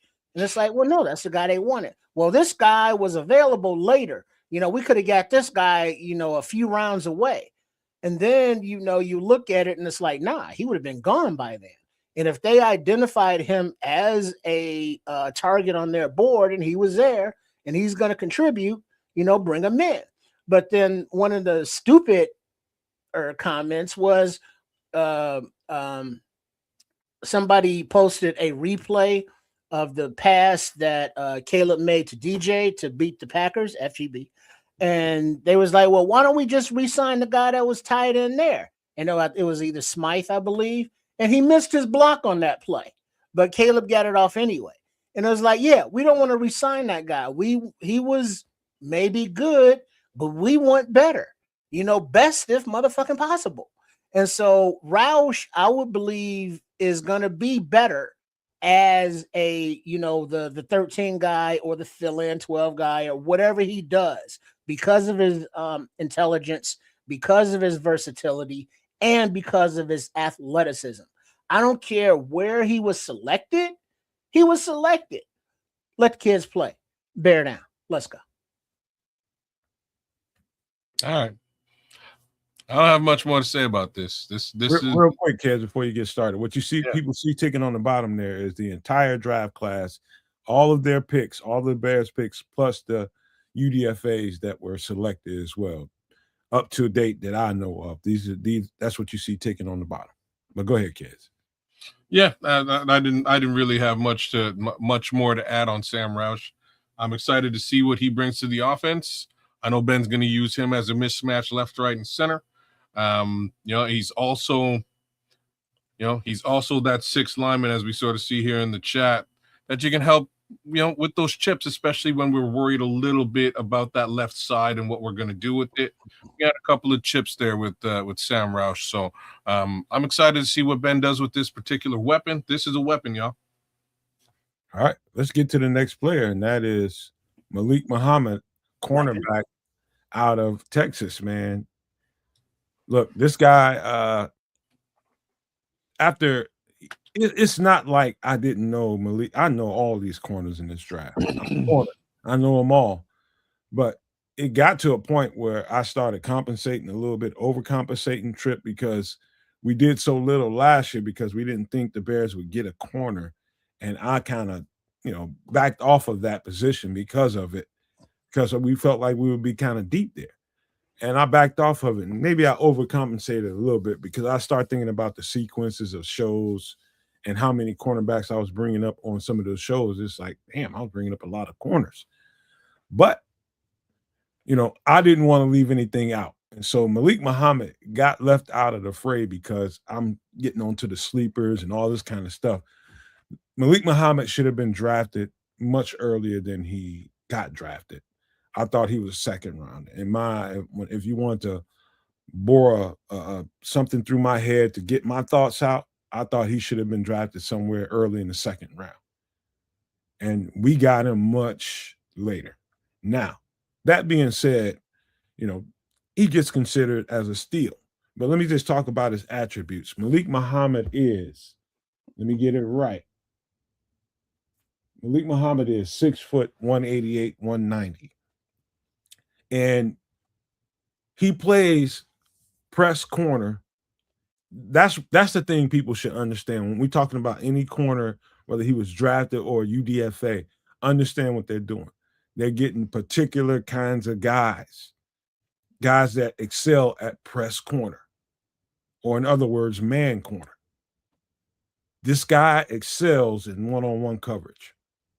Number one, plays zone equally well. He's not uncomfortable in space. He plays it very, very well. He's going to get better at that. But his man coverage skills, again, it's not like he doesn't have things he's going to work on. And I'll tell you one thing about cornerback play is transitioning is everything. So you press man on X receiver, you on Justin Jefferson or whoever it is. Your footwork can dictate whether or not, and we're talking about in the red zone area particularly, your footwork can dictate whether or not he beats you on a slant route to the inside and catches a quick touchdown, or he beats you to the corner for a 50-50 ball. Doesn't matter. Your footwork will dictate whether or not you can make a play on this ball at all. And he's pretty clean. I do see some flaws, and it's not a bad thing. It's not a bad thing. He overcompensates with a wide stance. And so when I'm standing up next to kids who's a Z receiver or something, and I'm on you press man, and you can do anything to me in the red zone. You can go inside, you can go outside, you can fake me inside and go back outside. You can fake me outside and go back inside. Anything goes in that particular part of the field. And so he compensates with a wide stance. So he'll widen his legs a little bit more. And so to him, it feels like you're getting more of the receiver. So, okay, I got him right here. He can't get outside of me. But if you go for that fake ass first move, he's already kind of got you where he wants you. Malik Muhammad done that probably out of 100% of the plays, maybe 15% of the time. And I would just imagine that he was tired when he did that. It's a little fatigue factor that goes on. And when you're tired, you really go down to you're down to your fundamentals, right? Or the lack thereof. Because that's what it is. And so I'm being particular about this cornerback because I think he's got a very high ceiling. And I just nitpick some stuff that people don't pay attention to when they're watching football. But when you do watch him on tape and break down his evaluation and come up with a composite, you see a very high ceiling. It's a very high, he's a highly skilled cornerback with high confidence. And I think they probably drafted confidence more than anything because he's extremely confident. He feels like he can play right now. And I believe if given the opportunity, he can. All right. Well, we're going this rotation this time, kids. Because we got some dogs, kids. And I'll say this. The deficiencies, you got to be fair because it's not all about, looking at a few highlights or all of the highlights and being like, oh, yeah, and start glazing them. They have their warts as well. They're prospects. They are not guaranteed Hall of Famers or, even starters. So you have to take our exuberance with a grain of salt. We understand that we got to see them play and perform on the field. But from the traits that they have, from the history that they have, from the game style and play that have gotten them drafted, Malik Muhammad is a motherfucking dog. And he's got that attitude is like, hey, I'm over here. Wide receivers, no. And he has the physical attributes and the RAS score and the dog ability like Ryan Poles wants. And he has the man coverage ability and the meanness that Dennis Allen wants. And now his blemishes that Nomad spoke on, this is where I'm going to be like, hey, Coach Al Harris, go on do your thing, baby boy. You know what I mean? And that's going to cure that shit right there because Malik Muhammad looked like he accepts and thrives on coaching because he wants to be great at football. He has a chip on his shoulder from getting picked so late. So you take that and you combine it, and his mentals looks a little bit more solid than, let's say, Tyreek Stevenson. Because you look at that, it's like, well, how does Malik get on the field? Where is he? Is he Nashawn Wright's replacement? Is JJ healthy? But remember, Tyreek Stevenson got benched, a healthy bench, several times last season. Even at the end of the year, St. Louis, his mind was with the crowd, and Bayard had to snap him back in. So whatever it is, he's in his contract year. He wasn't picked for this regime, and he was benched when we needed healthy cornerbacks out there because JJ was obviously not healthy. So whatever it is, it looks like Malik Muhammad has a clear runway to become a starter on day one if he has, if he can do what, I believe this coaching staff thinks he can do. Kid. Oh, I'm sorry. Bear TF down. Let's go. There you go. Look, I like this kid, man. This kid's got he's got attitude. More importantly, he's got some crazy measurables that you guys probably may have overlooked. One of the things that I'm sort of noticing with all of these selections, from a RAS score perspective, from an athletic score perspective, they're really high. This is one of those guys that, again, he kind of jumped out the park, like out of the combine with some really nice stuff. High end broad jump, high end long jump. Shuttle was real good, real good time on the shuttle. 4.42 40. He's got 6'3" wingspan. Interesting measurables for this particular player. Plays press corner very tight, and even when he's given some room, he closes distance very quickly, and you'll see that. The only area that I like, there's probably two areas of his game that I think he's going to have to work on and improve over the years. The first one is tackling. He likes to tackle low. He gets in between your legs. Not much of a body. Like you're not going to accuse this guy of just punishing people and putting them on, in the dirt. That also leads to the other portion of where he can improve. He's about somewhere between 183, 188, depending on what day it is or month it is. If we can get him up just a little bit, maybe closer to 195 or better, then we might see. How tall is he again? He's about 6 feet tall. Because looking at him, he looked kind of. He looks longer. Like he can develop into like maybe even 195, 200. He looks longer than he actually is. The only worry that I have in that respect is obviously if you put on more weight, more muscle, sometimes you sacrifice speed. So there's a fine line there. Hopefully he can pack on a little bit more muscle and still do the job he's got to do, because in many cases he's going to be pressing up with folks and he's got to be a little bit physical on the line. So that's my little take on Malik. The real upside is this: kid's coming in pissed off, and that goes without saying. He's coming in the door vexed, as we would say in Jamaica. So that's all the better. That chip on his shoulder will only grow, and hopefully he executes every inch of that chip on his shoulder against the Green Bay Packers.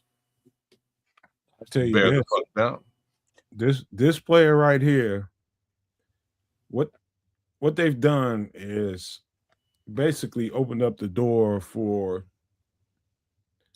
going to be different cornerbacks here in Chicago. What he's in line to do, remember, there's 2 corners ahead of him. 3, as a matter of fact. You got Tyreek, you got Terrell Stevenson, and there's one more that I'm not. Smith? There's 2 more. There's Terrell Smith, and there's still Zay Frazier. So they are going to mix this shit up, and the best man is going to win this situation. Yes, sir. Hey, I agree with that. And Zay Frazier, I believe he's ahead because he's been at Hallis Hall, even though he wasn't playing on the roster, but he's been working out. He's been in the meetings and shit, so he is ahead in that aspect. But Terrell Smith, our brother, can't stay on the field ever. So I mean, how much are that ain't really... true, man? That ain't true, bro. When? Look, I gotta argue with that. Terrell got hurt this season, yeah, and it took him out of and the season before. And the season before. He wasn't hurt the season before. He was just behind in the draft in the pecking order. Okay, he wasn't hurt because he had mononucleosis. Okay, maybe he had mono for a couple of weeks, but like either way, he was behind in the pecking order. So like he was going to be on the bench, or he was going to be on the bench. But he's never been best healthy. Time to have mono. When he does get his opportunity, then he gets dinged up. He gets hurt. So when he is healthy, he's on the bench. But then when he's healthy and gets on the field, he ain't available. And so being from the previous regime. Not a Dennis Allen pick, quote unquote, being, it's time to, pay him again.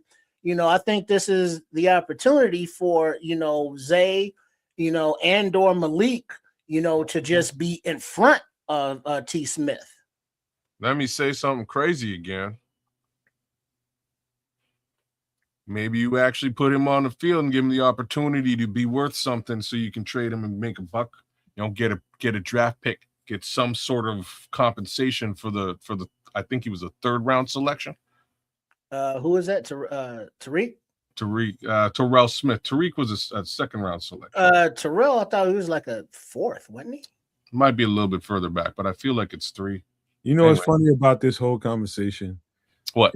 We get some draft picks in here and we get a little excited about them, and we automatically just dismiss out with the old players on the team, right? Yeah. They've gotten drafted. They gotta go. Now they got to transition. Well, but the projection is, there are only so many roster spots, and so whoever we're bringing in, somebody is got to go, and so it's like, well, who is at the top of the bubble list? And I think it's these guys for these reasons. Well, I'm going to say a couple of things. So number one, I don't know if y'all might hate me for this one.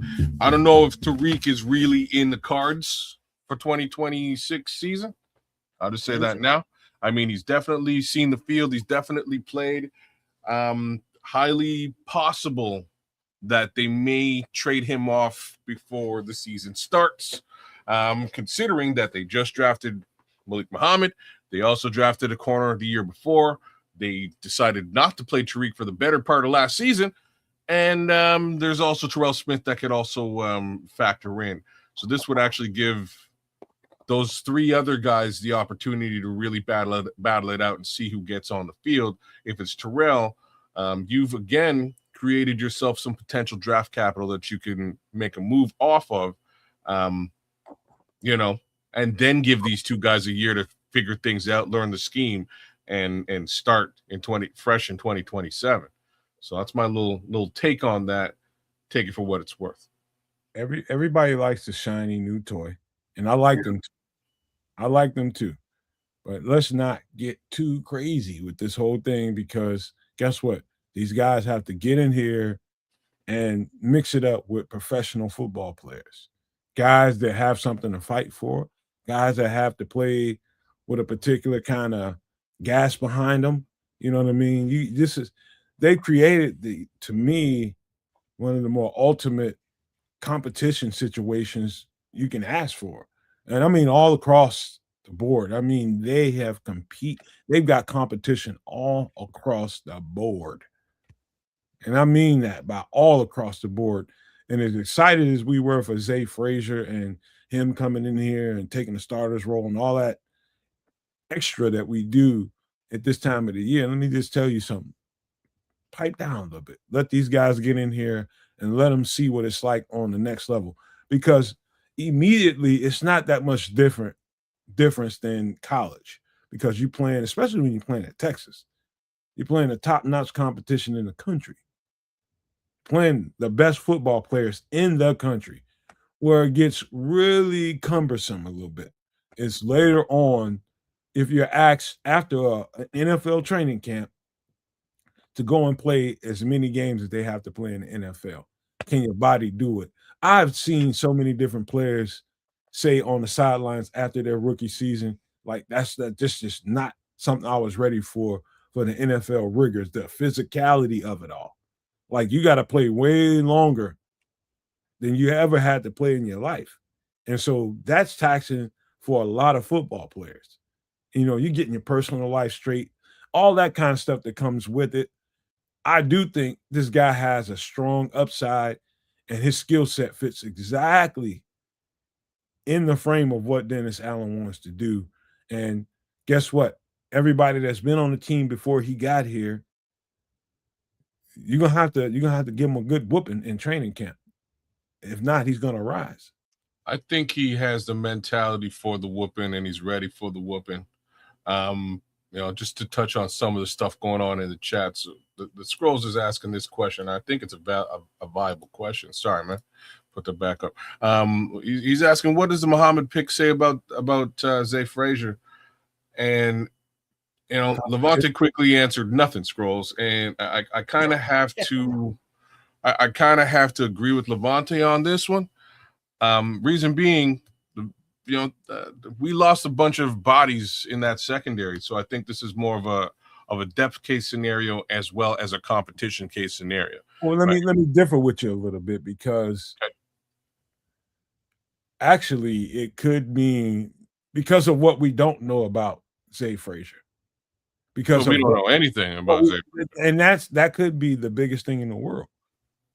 They I don't may know know a whole lot more about what's going on with Zay Frazier than we have any idea or any inkling about. And so there's that. That's hovering. I'm gonna say something, just to touch on where you're at with it.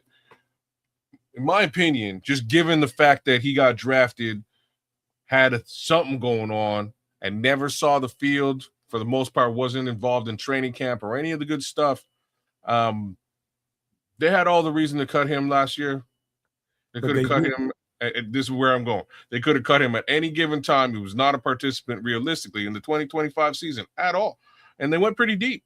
And they lost a lot in the secondary through the better part of that season as well. He was a non-factor. Because they did not cut this player, I think they see something in the player. Okay, so that's all I'm going to say. I don't know what that something is, because, again, ain't none of us seeing shit.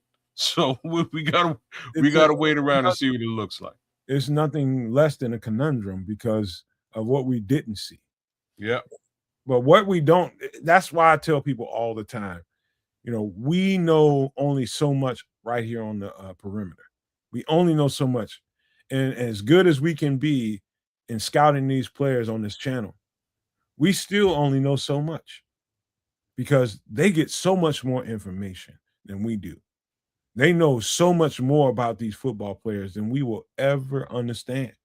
Yep. And now you got a player in the building in Zay Frazier, and exactly, okay, you're getting an idea of what we're dealing with here.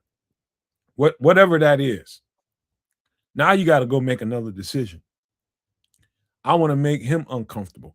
I want to let him know that even though you missed a whole year and you're expected to come in here and really make a statement for yourself and get a spot on this roster, we're going to let you know this ain't easy. No, ain't nothing given, no gifts given here, right?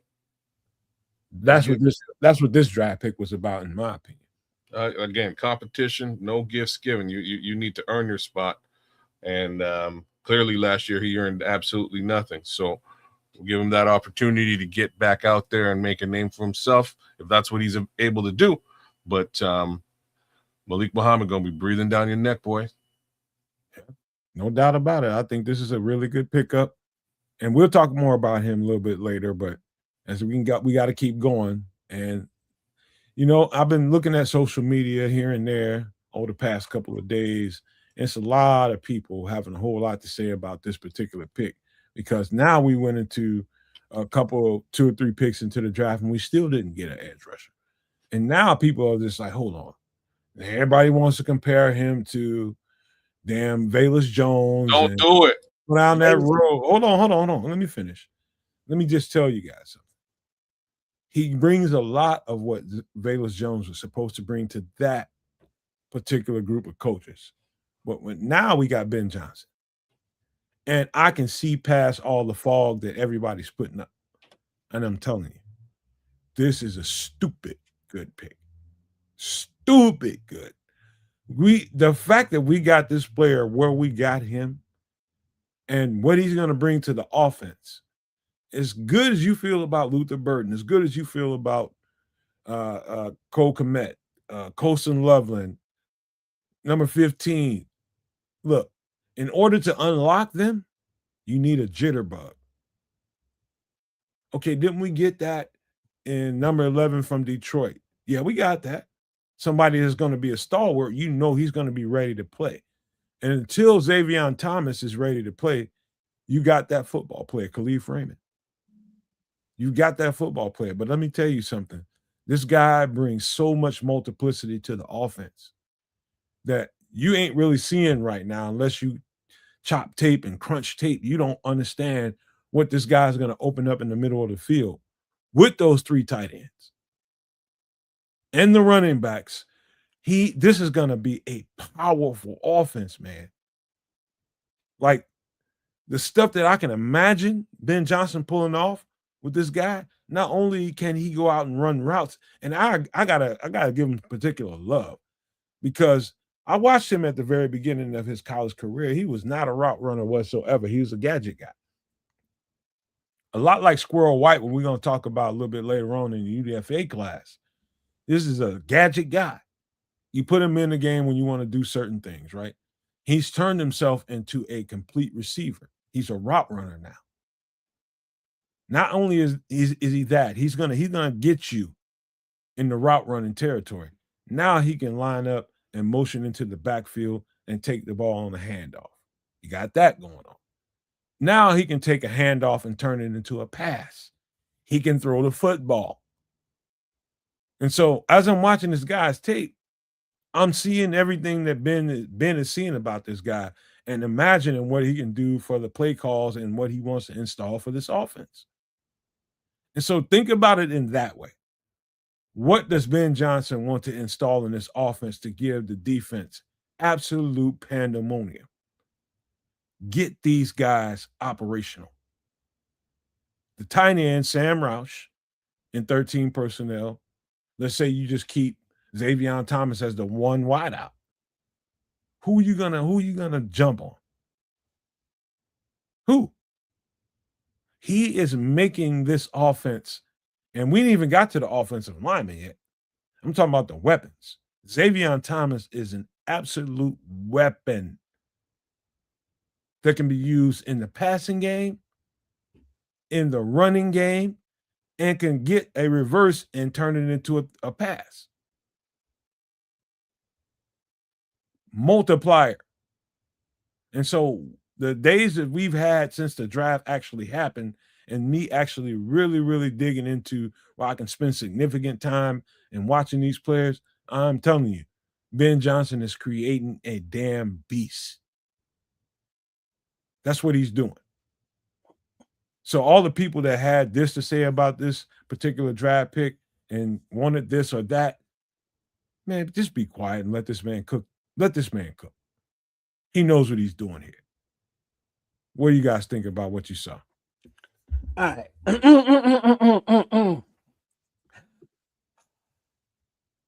Let's go. Zavion Thomas and his 4.28 speed is not any place near what JJ even dreamed he could be when he was laying in bed stroking his ferret. Pause. Zavion at LSU didn't get the same amount of touches of love that he got. What was his school? Mississippi State. Where was he before that? Well, he went to a school before he transferred to LSU. You got me with it. I can't remember. And well, Chad, help us out. And wherever that school was, he was their guy. You know, third down and short, third down and long, you know, red zone. They would feed Mississippi State. Thank you, Paul. And he was, you know, their go-to man. And then he transferred to LSU and he had to share the ball. They had coaching issues, quarterback things. But when he got the ball, he had things to do with it because he got that juice. He knows what to do with the ball when he got it in his hands. He has, you know, to work on things as anybody else, like maybe a better hands catcher. I don't know. But guess what? If he catches the ball with his body more so because of his positioning, because of his speed and the positioning that it puts him in, he's bringing the ball in. So it's not like he's dropping balls. It's not like he can't run different routes in the route tree. You know, as Nomad was saying, his versatility. We saw how Coach Johnson deployed DJ Moore out of the backfield as a running back. And we're all like, yeah, we don't know what that's all about. And DJ never looked good doing it. But Zavion Thomas, guess what? He was a running back in high school. And they changed him to wide receiver. So he has the pedigree to run those plays from the backfield, you know, between the tackles outside. You know, he has the patience, he has the vision, and he has the toughness. When he gets out into a space, when he can stretch his legs, he's not getting caught. on returns, he's coming in and able to do that, day one. We have not Kirby, what's his name? The veteran, and he's a 1-year contract. Zavion Thomas can take a play package of 10 plays this week, and then 10 plays add on, and now he's coming part of the offense. And Ryan Poles did say a long time ago about wide receivers, they're all different sizes, You got big ones, you got smaller ones, you got shifty ones, you got the burners. He was looking for a burner with, Velas, a gadget guy, if you will. He didn't pan out. He didn't have the tools that Zavion Thomas has. But now you have the burner to complement Roma Dunze and Burden and the tight ends. You have somebody who will back the defense up off of the line of scrimmage, let those underneath routes or tight ends eat. You have the versatility to have those trick plays, as Nomad was saying. Zavion can now throw the ball because Ben Johnson, he got to have his 2-3 trick plays a game, and it's just what it is. You know what I mean? We just got to embrace it. So, the versatility that this kid has, the willingness to want to be great at football, the green, RAS score. So he's checking the box for Poles. He's checking the box for Johnson. And now guess what? He's checked the box and he's a Bear. I don't care where he was drafted. I'm just glad he's here. Bear TF down. Let's go. Okay. I will side with the chat a little bit on this one, but I also have to side with Ben Johnson in the end. So I know we brought in Stribling. Stribling was probably the one player out of the 30 visits that I thought we might actually draft, right? That's just my little 2 cents there.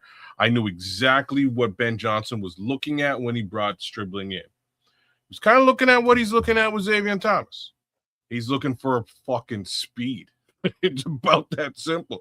You get yourself a speed demon and things you can do like crossers, right? We can line him up in the slot, and if you can't catch him, there's a quick, easy bunch of yardage just on the crosser alone. Then you go behind, you go behind the line with a reverse, and you can do this all day with this player, and it becomes a thing. And I haven't started to talk about stretching the field, which then changes what the defense wants to do with respect to guarding the rest of your wide receiving core and this 13 personnel tight end core. So Ben can get real creative just by fielding a guy like this. Where everybody has the problem is like, why draft him where you drafted him? And I can't argue with this, right? Like from a projection perspective, he was projected much later. Hey, kid, can I? And I hate to do this too. I wanted to let you talk, man, but so much for that. I gotta tell you, man. I got to tell you. Everybody gets into mock drafts and whatever these mock drafts tell you these players are supposed to go.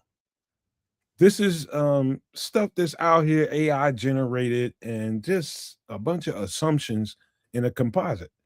And it's not real. It's not real. You know what's real? Being at Hallis Hall, fielding calls, getting information about players, knowing what you know, and bringing yourself to come to a decision and a conclusion. And everybody talking about you could have got them later don't know what the fuck they're talking about. They don't. They do not know. I guarantee you they do not know. And because we don't know. It was Dane Brugler or one of these guys. They were doing an interview on something, and I saw the clip where they were talking about Zavion Thomas, and it was like, yeah, we had him projected at number 200 and whatever the fuck. But he went, early. Was he a reach? And they were like, according to our draft consensus, yeah, he was a reach. But after talking to GMs around the league after he was picked, no, he was not a reach. Because guess what? The GMs and the draft boards don't give a fuck about the consensus board of where they're projected. They're looking at, what they want for their team. And Zavion Thomas wasn't going to be there later. So you get what you want when it's available. And that's something that, I tried to prime you for, and Nomad's been telling you about when we started doing the mock drafts. And it was like, yo, we see these projections. He's a projected UDFA or whatever round. So you would get a bad grade if you took that guy in the third round. You would get a minus grade because you reached for him. That's not real fucking life. In real life, all of these prospects are lined up according to the team's draft board. And guess what? The team's draft board has more information than those consensus draft boards or your personal draft board, unless you have all of the same medical interview of their former teammates and players and coaches, all of that inside information that these people, get paid to do. Sure, some of you draft nicks get paid to do it, but it's just your opinions. You don't have all the information. So when the teams have all the information, they know how, Coach Johnson Wise wants to utilize them.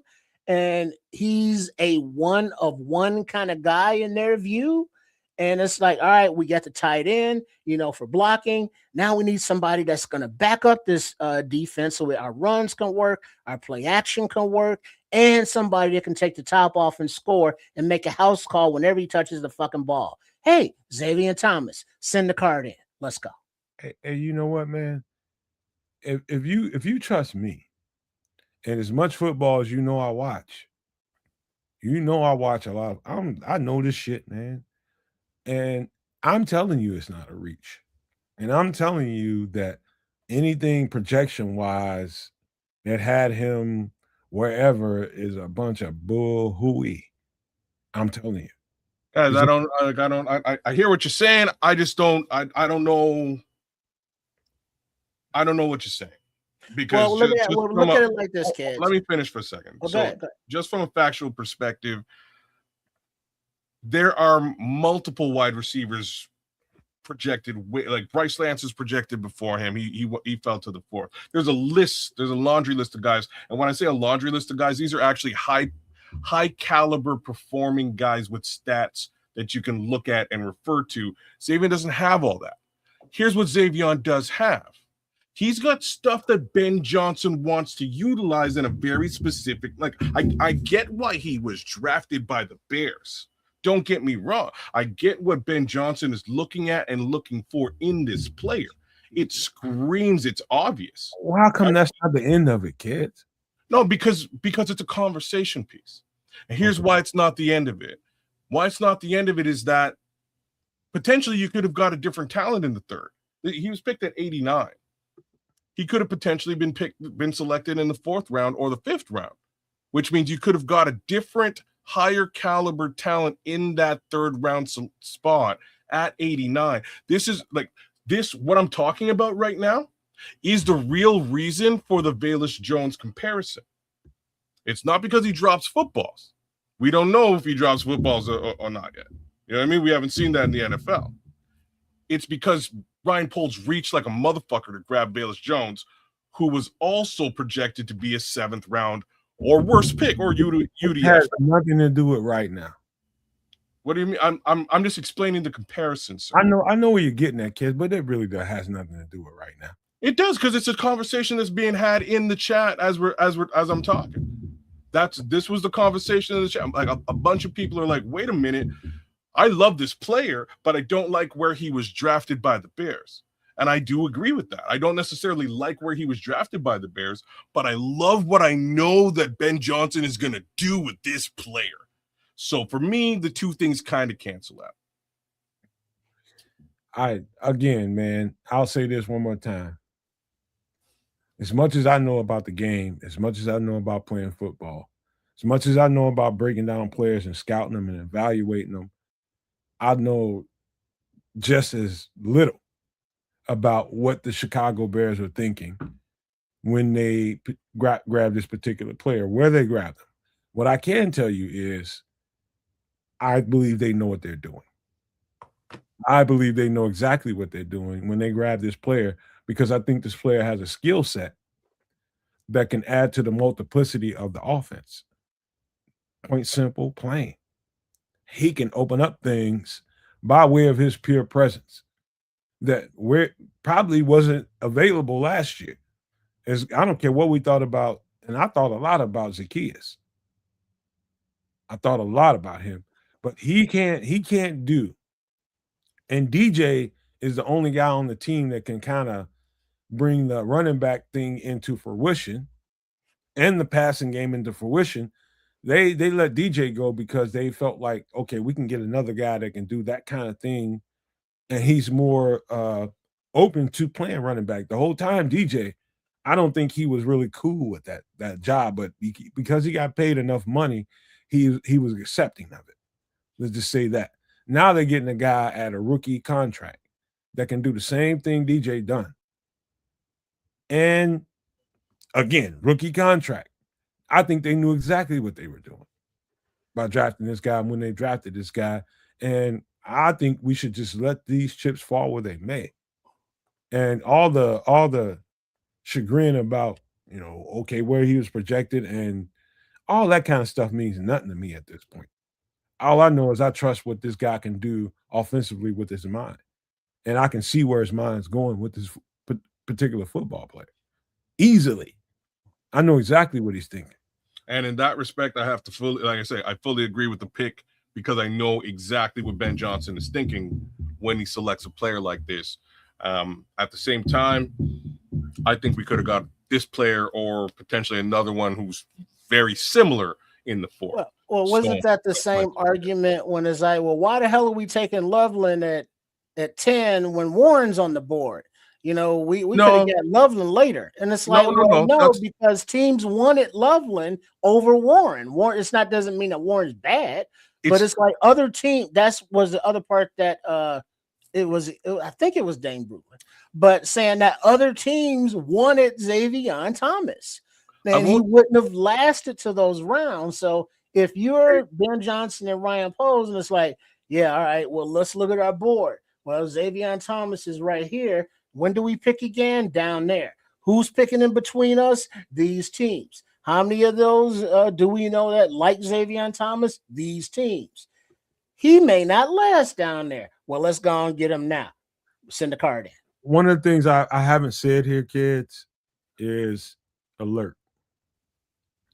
One of the things I haven't said on the show is the defense alerts to certain things. Alert, alert, alert. As soon as they see guys transition on and off the field, they're going to pay close attention to the guys that are coming on the field. They're going to be a part of that play. And when the alerts happen, everybody's on actual high alert. It's real. Alert, alert, 0. When he comes onto the field, it changes the entire dynamics of what they want to call. Now you're going to look to the sidelines and see if the defense wants to, the coordinator wants to come out of it, whether he wants to change something last second. He doesn't. Now you got to go ahead and adjust to whatever number 0 is going to bring on the field. He's going to bring a lot of attention to himself. And trust me, when he gets on the field, they're going to give him the ball often. So that other teams that watch this tape of the Chicago Bears know that he is live and he's part of the action. Now you're going to suck the defense in. You see where I'm going? No, like I said, you don't have to look at. You don't have to explain the pick to me here.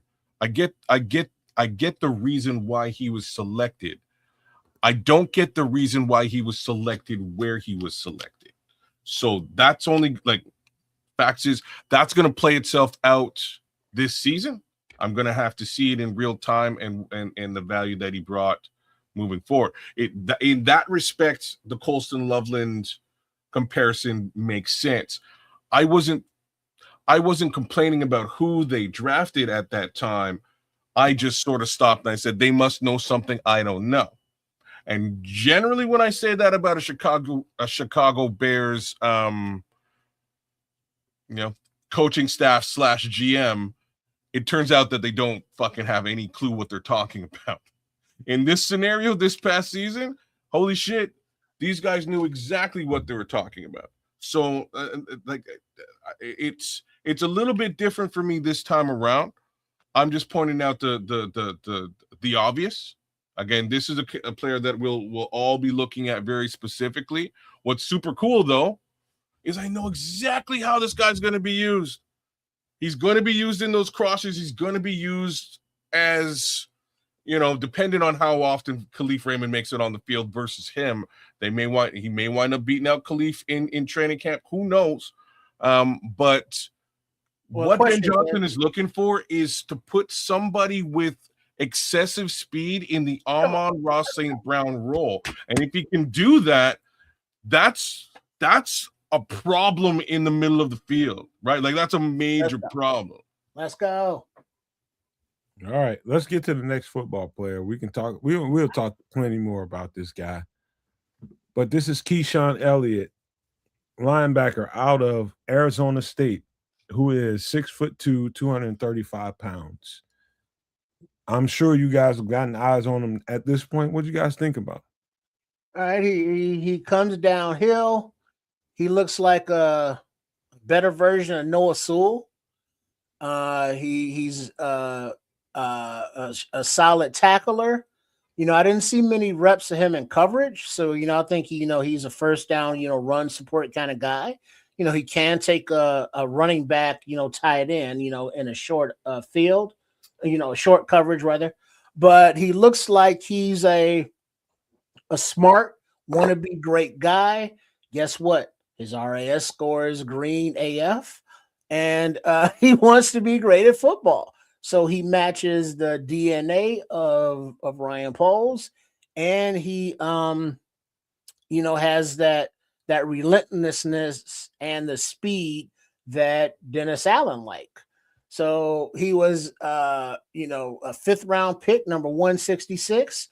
We look at the linebacker room, and with Sewell, hurting his Achilles late in the season, with TJ, who's already a little bit slower foot, coming off of the fractured tibula, Tremaine Edmonds is gone. So who did we resign? DeMarco Jackson and his speed.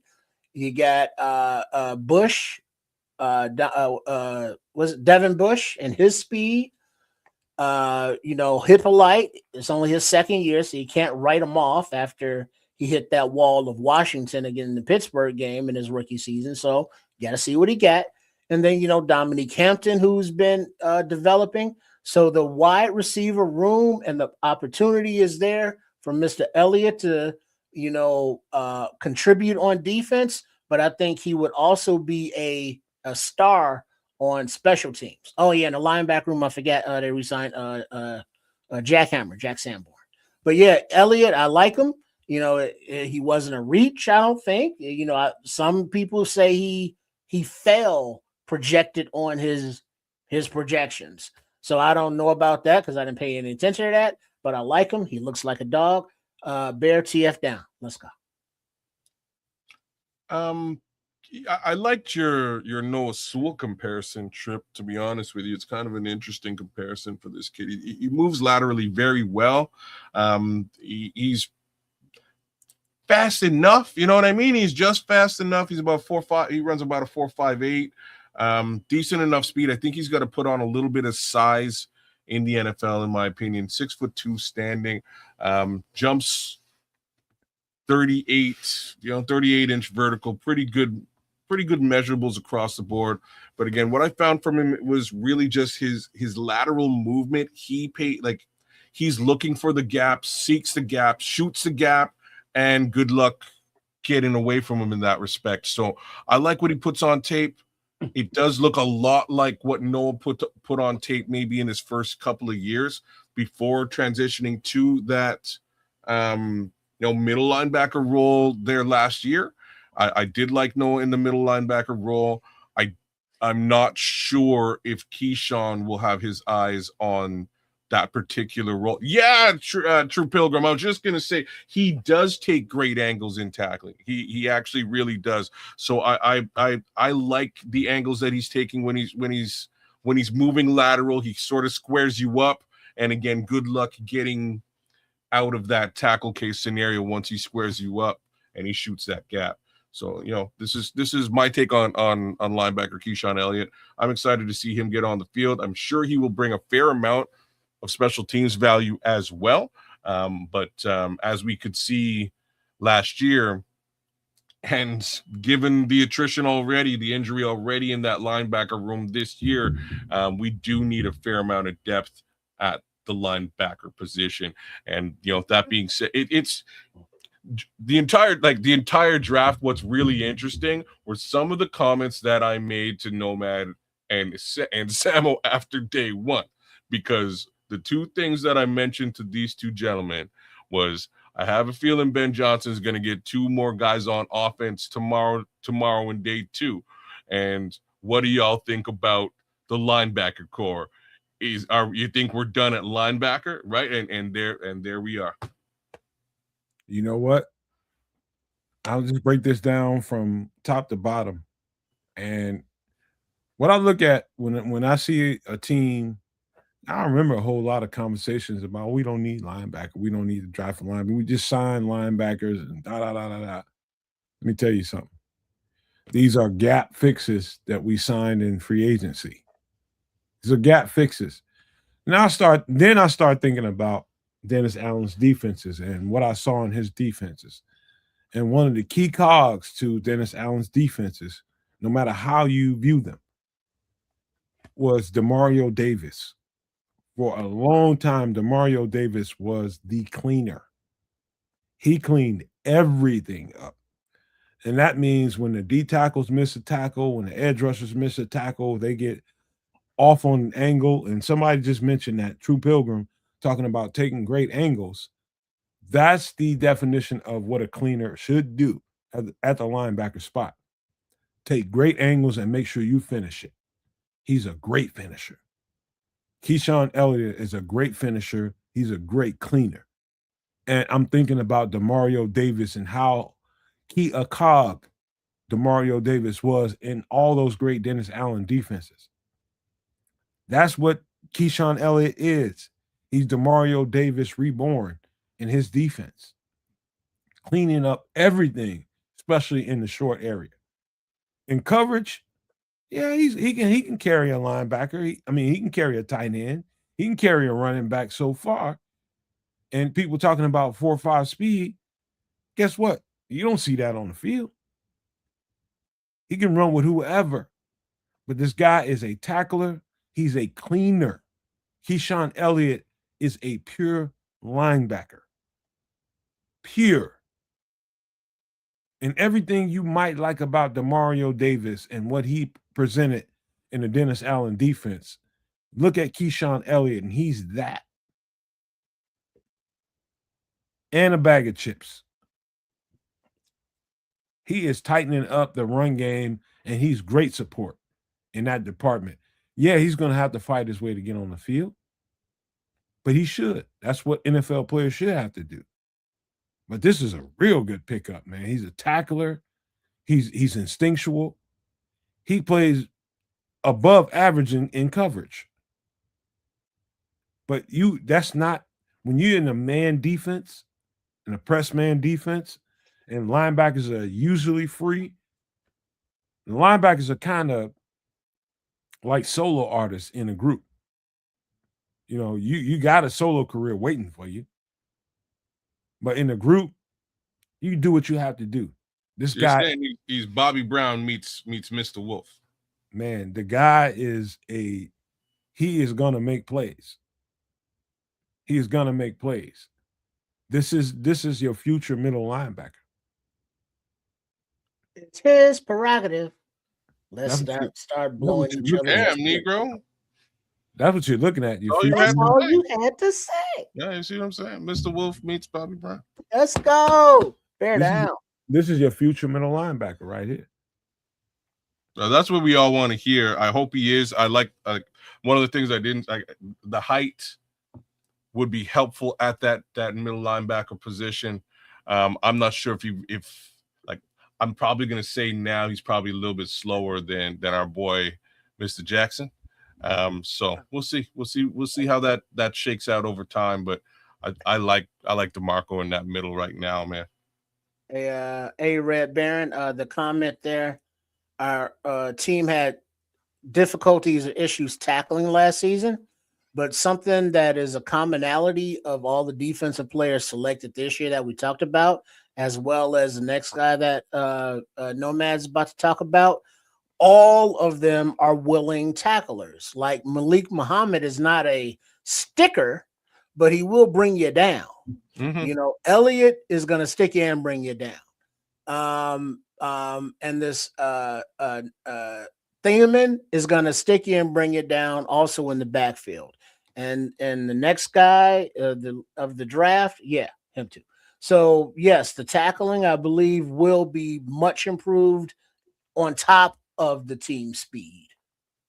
And I can tell by just Tate and this is an underrated trait that all linebackers, good linebackers, middle linebackers, when he plays that role, need to have to be a great communicator. You see, when you watch the tape, you see it be very clean when he's pointing and barking out instructions. Hey, this, that, and the third. Hey, blah, blah, blah, blah, blah. You see people getting right into position. Clear, consistent communicator. I'll say that again. If you're going to play middle linebacker, especially on this next level, you better be a clear and a consistent communicator.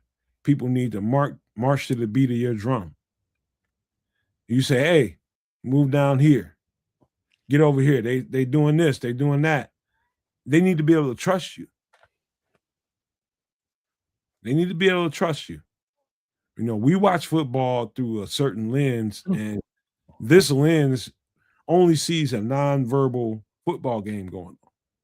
And I'm telling you, this game is very verbal. Okay, I'm sorry, but Monday you're about to move on. But True Pilgrim in the chat is saying, hope Sewell can come back healthy and compete.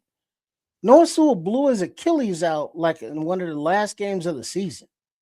So he's going to need a year, Achilles time, NFL time to rehab and recoup. Much like Ozzy, the nature of his injury, we don't need or want players trying to rush back to the field in the middle or the end of the season, from major injuries. Let them heal, then let them rehab. So, that's why I'm a proponent of, Ozzy just redshirting all next year. Between the guys that they got to play that position, they should be able to handle that position. And as far as linebacker is concerned and Sewell, I guess TJ a little less because it was just a fracture. But it wasn't, an Achilles tear. So if Sewell is unable to go, which theoretically he should be, and it's a contract year for him, you're looking at, injury settlement or at least a pup starting of the year. And if he's starting the year on the pup and this defense is getting a roll on, I think, as I said it when he went down, when we were doing a live pause, I think we may have seen, the last of Noah Sewell in the Bears uniform. And you know what's funny about this before we move on is people just see the number. And that's what triggers the Noah Sewell conversation. It's very simple. What do you mean the number? People see number 44. Come on now. That's why the whole thought of Noah Sewell is even coming up. Is because they see the number 44. Let's just move on from that. Noah Sewell is going to recover from his injury, and whatever happens with him and his play. But that's where that's coming from. God, well, no, I disagree with that. Hold on. We got to keep moving, man, because we got too many players. And I know you guys have seen this guy. Tell me what your thoughts on Jordan Vandenberg. I know it's going to be plenty of conversation to be had about him. All right, the White Rhino from South Africa. If he was his actual name, he would have hunted himself. Whatever. But not only his on the field presence, because he went to Penn State 3 years, then transferred to Georgia Tech and disappeared because nobody pays any attention to Georgia Tech players. But on the field, he is another short tackler who is a disruptor, physical specimen, green RAS score, Ryan Poles, and gets off the ball, Dennis Allen, and makes tackles for loss regularly in the run game, and makes a difference with double teams, taking on triple teams, whatever. He's a player. He's a baller. He's a dog. Now, he has, his off the field, mind right and whatever. But on the field, he looks like a little bit more developed coming from, somebody who played, was that rugby, and soccer type things growing up over there in South Africa. They ain't do nothing about no football. But in the time that he's been here and playing football, he's been getting better and better and better. So he's still a moldable, coachable ball of clay that I believe will make a difference and will make the 53 on this team. Bear TF down. Let's go. Well, they threw a draft pick at this particular selection. Traded up for him. Considering all that, I don't see him not making the 53. We're short humanity on the 53 as it stands today, so I do think he makes the team. The things that jump out immediately about this kid is he's an athletic freak, which is pretty crazy. He bench presses 35. Which is pretty heavy. That's pretty hefty bench press. I assume he was doing it at 225, which is like the standard. 35 is that's huge for a DT. Kid's pretty fast, good instincts, swallows double teams, gets into the backfield. Again, looks can be deceiving. He looks like a really good, super solid prospect. His long jump, I think, is 10-10, which is crazy. Like he's got some really good measurables here, guys, and I don't know what to take. I don't know how to take all this, so I'm just gonna this is one of the guys that was in he made the freak list. He's a freak. I just kind of I need to see this on the field in the NFL now, right? Like that's my thoughts about all this. I think once we get him into competition at that as a DT, he may well beat out some of the guys that that are sort of in that room. So that's my hopes. My hopes is that he does beat out some of the guys in that room and really shows out. So we'll have to see. So Anthony Wilson asked the question, did you guys already know about him? Hell yeah. I did not. Let me just tell you. What I thought about him on tape was, okay, he's a rhino. Why? And okay, so you watch, let's just say in this version of NCAA and NFL teams, most teams run a two-gap system where defensive tackles, and we're going to talk about that a little bit when we get to Jalen Loving, whichever his name is, out of Wake Forest, two-gapper.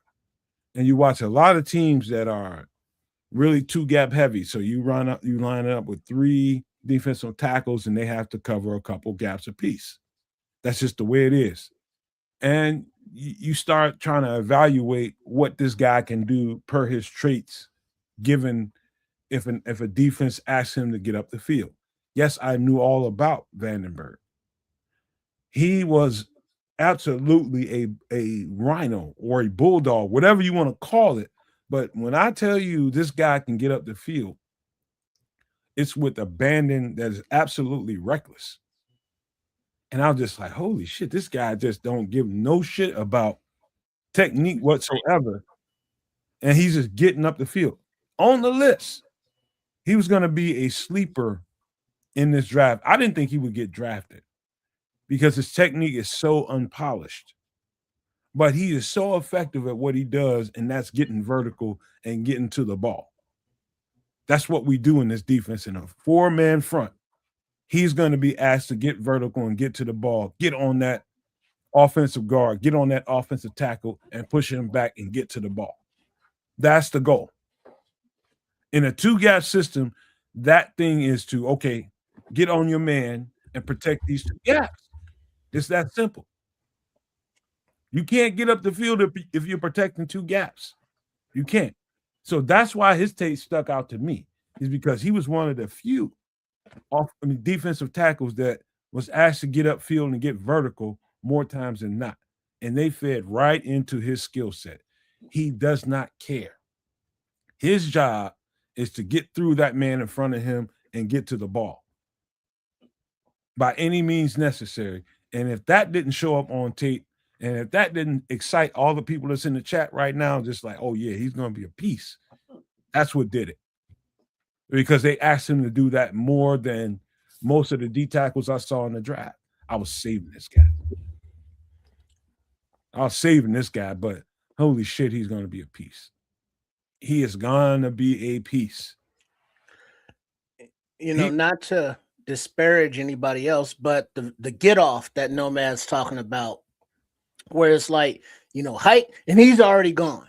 You know, he doesn't stand up, you know, like Big Dex did when he was coming out of school, and we're like, man, he's really slow off the ball. And it's like, well, that's probably what he was coached to do. When he get here, you know, he'll improve on that. And he has, but he still is more of a vertical, whereas Vandenberg stays, you know, more lower, parallel to the ground, even at his size, and he has power from those positions.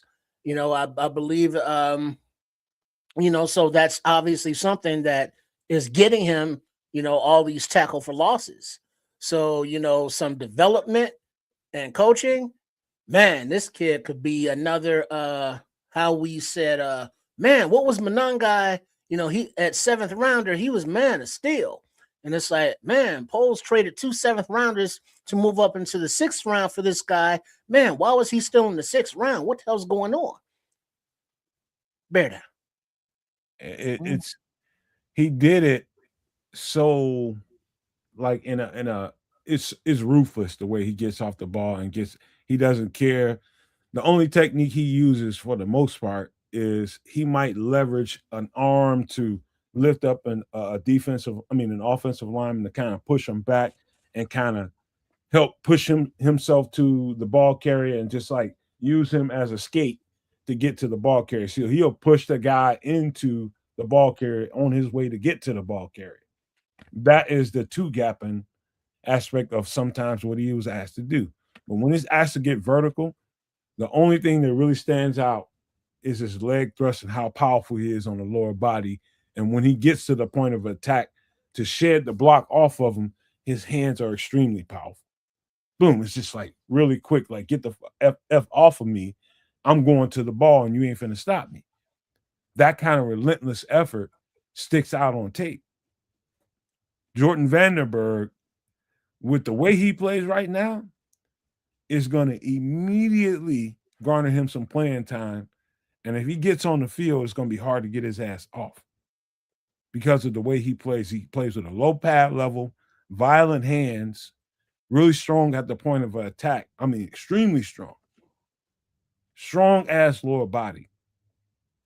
And he's built low to the ground. And that's kind of hard to say for, what is he?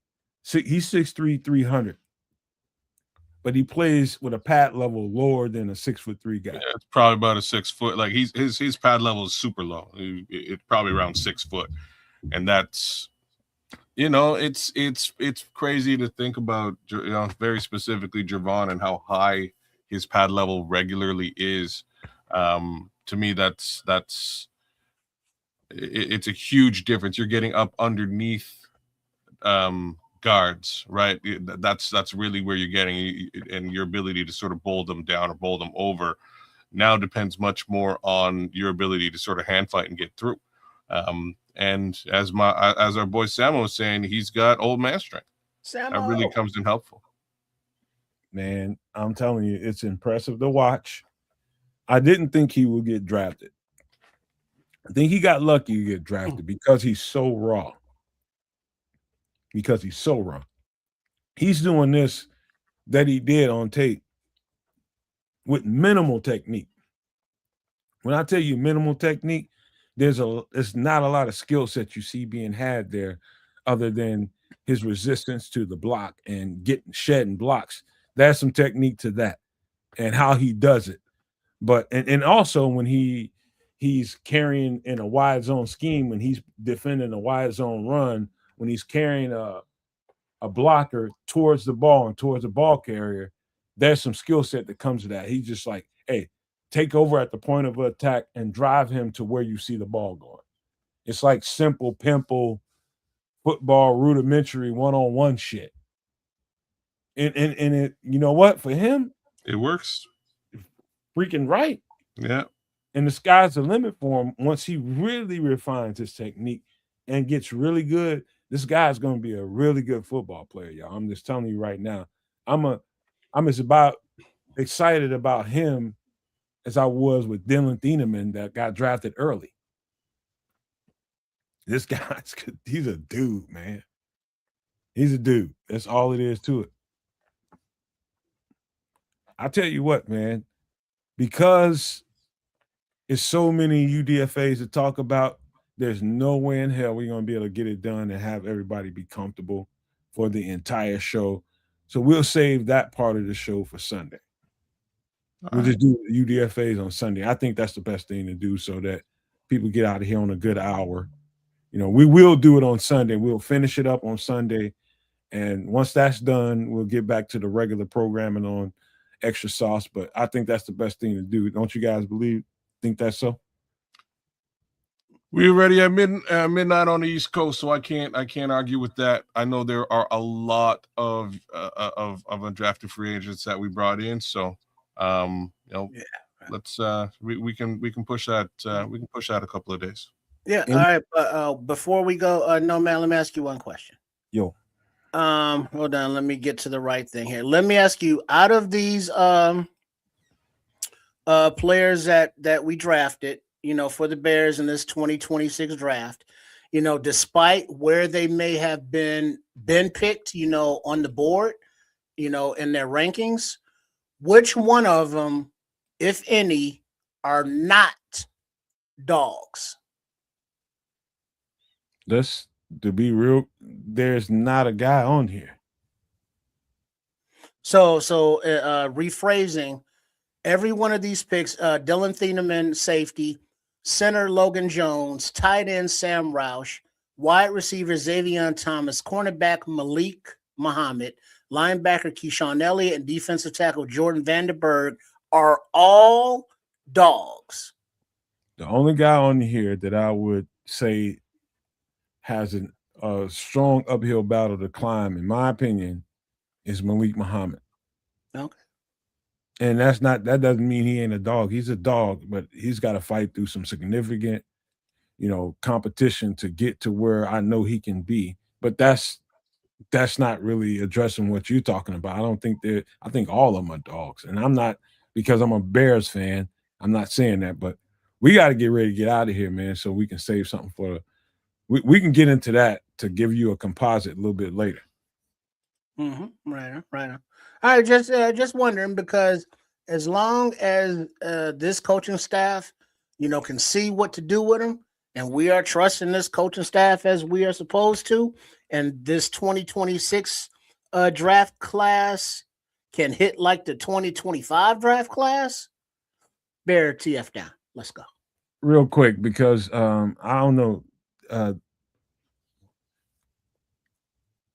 You probably we put a short out on Logan Jones. We talked about him several times on the show, but we put a short out on him. If you want to break down on him, we'll do that before we get to the UDFAs. We'll do that. We'll try to get to that on Sunday and break it down again for everybody, because we definitely put a short out. We talked about Logan Jones 2 or 3 times on the show. 2 or 3 times. We'll break it down for you. Yeah. That man, I would like to see him get on the field is all that I have to say about Logan Jones. I got you, Monte. If you weren't there for that, we'll break it down for you again. Ain't no problem whatsoever. Yeah, because that's gonna be a nice breakdown as well. Yeah, I hope Dexter is falling down the depth chart this offseason. Well, that's not good in the contract year. That's great competition to raise his level. That's what it's all about. This was about getting depth. This was about kind of flipping the back end of the roster and getting the guys that you want instead of playing with the guys that you had when you got here. I think almost all of these guys, in my opinion, have a strong chance to actually make this roster. It might be a small 15 percentile that may not make this roster. I think a lot of these guys have a chance to make the roster. And that's not including some of the guys that they brought in for workouts for the minicamp. That's got invited to rookie minicamp. We ain't even talking about that. I just want to see how that shakes out before I get deep into those player breakdowns. But I do think they stand. It looks to me like they're taking an opportunity to flip the roster around and get rid of some of what we had and bring in what they want. That's what it looks like to me. Some of these player picks, that's what it looks like. I think a good majority of these guys are going to make this roster, whether it be on the practice squad, whether it be on the 53. There's some guys that have been hanging around Chicago for the last couple of years with the last group that may or may not have a roster spot, man. I think that's where the level has gone to in Chicago. So before what you got going on, Trip? Well, this is because minicamp, the invite thing, that's this weekend, right?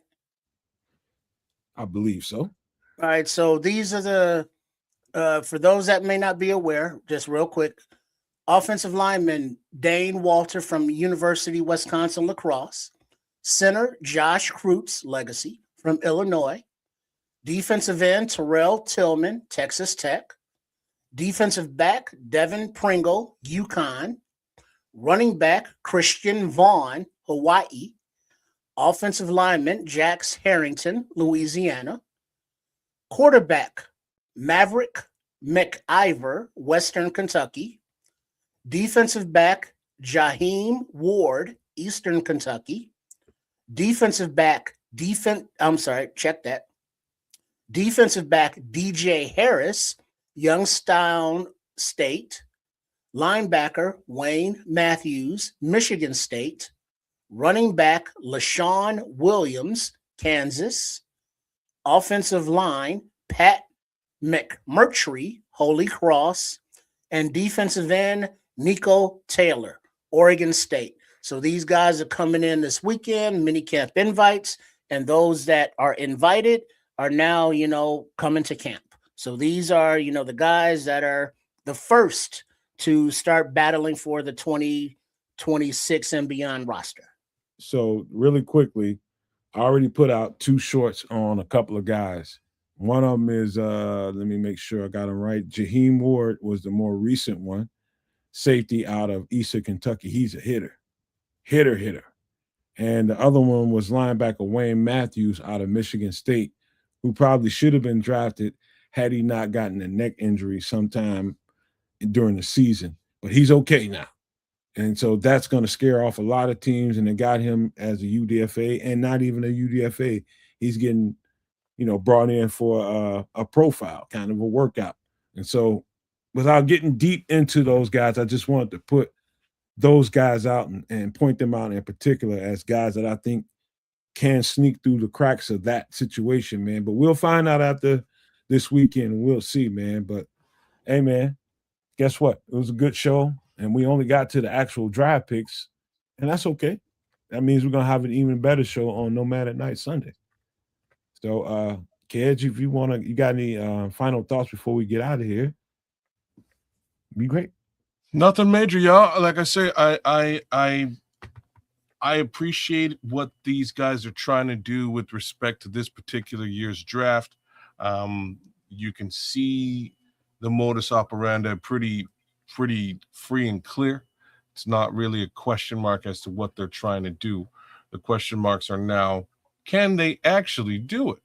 Right. So I want to see what this all looks like once training camp hits, it comes into play. I want to see what it looks like at rookie camp. I want to see what it looks like on the field as we get closer to September and then in September itself. Because these selections, they have clear and obvious specific roles that I think will make, again, Ben Johnson that much more dangerous as a coach, this offense that much more dangerous in the NFL, and Caleb Williams that much more dangerous a quarterback commanding the entire thing.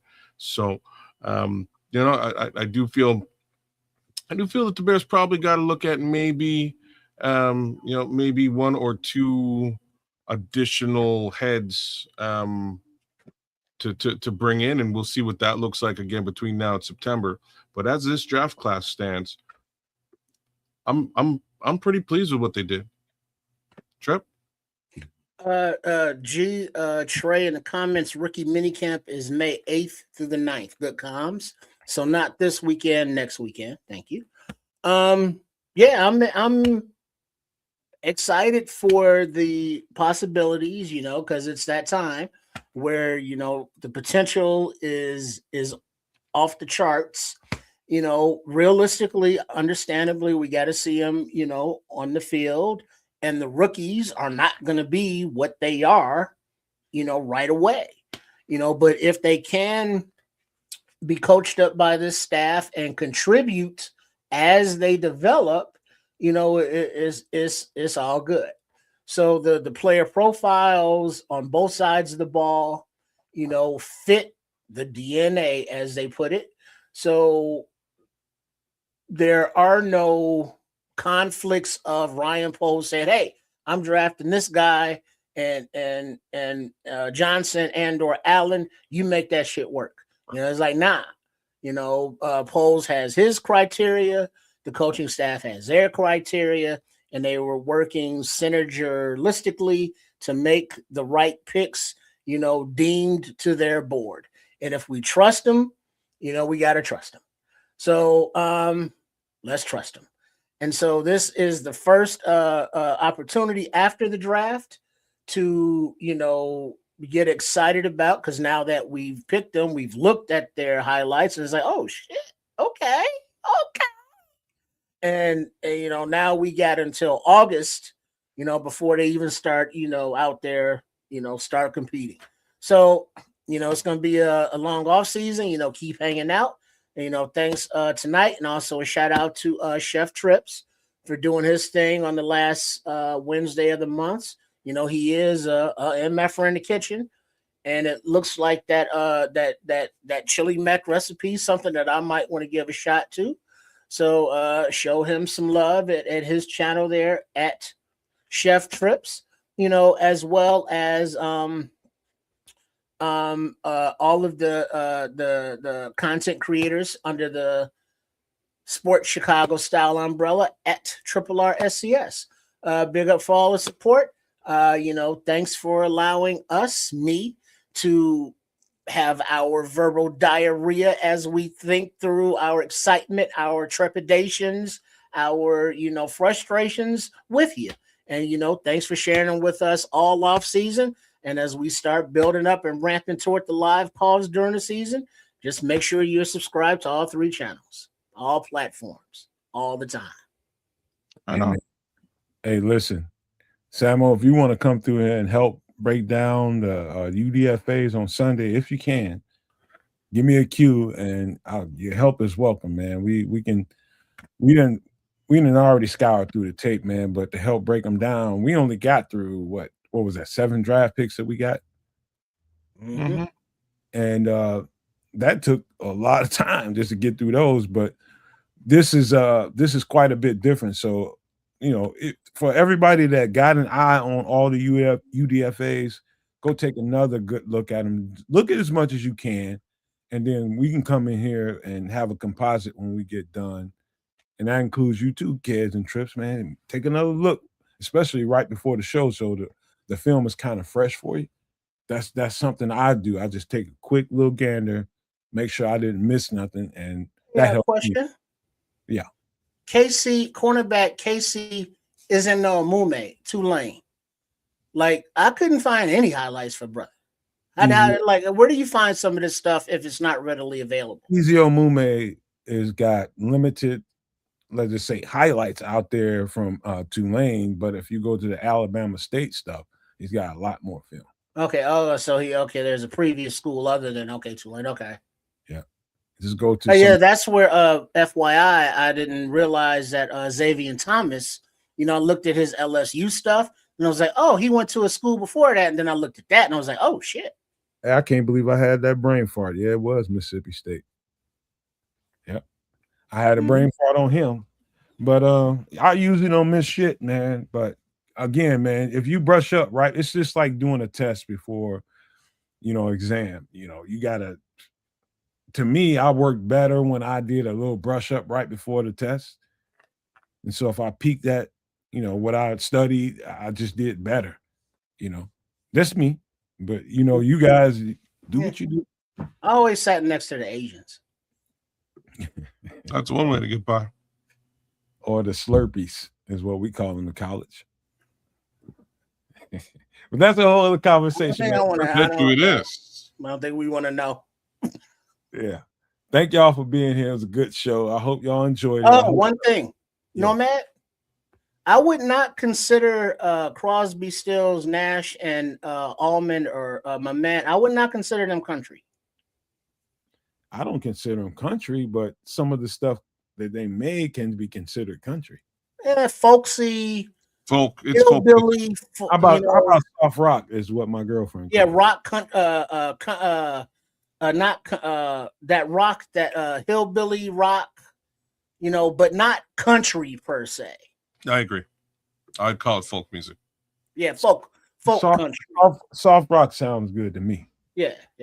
Yeah, is that agreeable to your palate? But when I hear country, I'm thinking hee-haw, and that ain't them. So I suppose this is the way you delineate what you're saying. Is the guy playing the acoustic guitar on drugs or not? I think that's the way that you delineate, because like these guys do these guys are like acid heads, man. Most of these guys that you're talking about, bluegrass. Yeah. So in that case, I would have to say no. In the country, because grass and shit and it's blue, but it's not country per se. Yeah. Okay. So let me break it down to what I think. What up, Ryan? Ryan Taylor podcast 2818. What up, man? Big up. Okay, so what people think about country, I think there is also there's a lot of acoustic guitar. There's also a lot of fiddle. A lot of fiddle and a lot of harmonica. Mm-hmm. Well, Devil went down to Georgia. He was looking for a soda still. A lot of acoustic guitar, electric guitar, a lot of fiddle, a lot of harmonica, but not a country song. So everything you just described there also describes Bob Dylan, and I would not consider Bob Dylan a country artist. So the labels are what they are. So, but it's not when you say, oh, what category would you consider that country? It's like country-ish, country fusion, country flavored, but not country. Mm-hmm. I'll just tell you this: it all. And this might ruffle a little bit of feathers, but I'm gonna say it anyway. It all stems from African American music, and it all is birthed from there. That's where the seeds come from. Yeah, rock and roll, jazz, blues, yeah, all that. Little Richard, Muddy Waters. You're talking about not Howlin' Wolf, but there's another guy. BB King. What's the guy that made that song? You talking about gothic music? I'll put a spell on you. Albert Brooks? No, can't think of his name. That's what a spell on you was like. Albert Collins? Isn't that Louis Anderson? No. Or we could Google that shit. I'll put a spell on you. Google does work. That's where some of the goth stuff comes from. That's where all the goth stuff comes from. Nobody was successful at doing some shit like that until he did it. Alan Price, I'll put a spell on you. Damn, Samo said he got Yo, my son got a 27 on his first ACT test. Oh shit, he's smart. Where he get that from? His mama? You know, because don't let these people disrespect you like that. Yeah, only no. I mean, he passed the shit out his ass on the show Sunday. Yeah, come on now. Sam will be passing his stuff on to his kids. You see the size of his daughter's head. Muddy Waters is the, in my opinion, the godfather of, let's just say, the blues. Yeah. So it's but all of that music is, I wouldn't say, some definitely stolen, but inspired by rock and roll, Chuck Berry. Yeah, all of that was inspired from the rhythms and the vibes of the slaves at the time and the sharecroppers, and then it progressed, and then you get your Elvis Presleys, you get your Bob Dylans and all of them. So yeah, and a shout out Afro Man and Lemon Pound Cake. Right on. But yeah, man, this like Lemon Pound Cake perked kids right the fuck up, didn't it? I'm comfortable making almost any kind of music. What's the homie's name though? What's Afro Man? No, the guy. He's a son of a bitch. Ooh, you know what I'm talking about, Chad? The actual dude's name? Yeah, because the star of the show, if you will. He just outed a motherfucker and put him on blast. I love you gotta give. I'm like, you know what I mean? You wouldn't catch me dead listening to his shit on a normal day. But let's decide, kids. Have you ever listened to "I'll Put a Spell on You"? Yeah, there's been a lot of movies too. Yeah, like there's some real shit to that, boy. Yeah, it's only right now. Stay the fuck out of Louisiana. I'm telling you, that's some of that voodoo kind of vibe. And don't go up in Afro Man's house either. Looking at his lemon pound cake with lust in your eyes. Fuck Afro Man. Hey, only in America, but he's like the antithesis of Don King, only in America. I ain't paying no attention to these motherfuckers. You for real? You be named anything, and if it sounds catchy, these motherfuckers will put you in the front. No, bro, you didn't. But you know how he got famous? The song that made him famous, Afro Man. Think about how fucking ridiculously stereotypical. But the song that made him famous, I would have did, but I got high. Because I got high. All the reasons that he didn't do stuff was because he got high, and it made sense because he's like, man, I fucked up. Because I got high. And it was catchy. It's just some homemade in his basement studio kind of stuff. Right. But it's like, it's original. It's creative. It's catchy. And he has his whole persona, with the flags and his afro and he's very boisterous and boombastic. He's that dude from Coming to America, Sexual Chocolate. With on the stage, at the senior citizen, tripping out, or at the jazz festival doing the same thing. He's an entertainer, and just using his creativity, it's just very American dreamish. It just shows me that people in power can turn anybody they want to into a superstar. Ain't nobody in power turn them into that. No talent whatsoever. Ryan Taylor podcast. He said, "Hey, don't you dare make fun of my home state." He's talking about Louisiana. I'll put a spell on you. And look at Samuel. He said, because it's authentic. Yeah, authentic. It's original. It's not, cookie cutter. It's not because of commercial, but it is commercial. He ain't got no talent. And y'all know he okay, no, who Afro? No, look, man, look, you clearly missed out. I like under normal pretense. Hold on now. Under normal pretenses, I would be singing the same song you're singing until I got blasted on social media with the actual occurrences around this thing. It's a whole thing, and you should just give it 5 minutes of your time.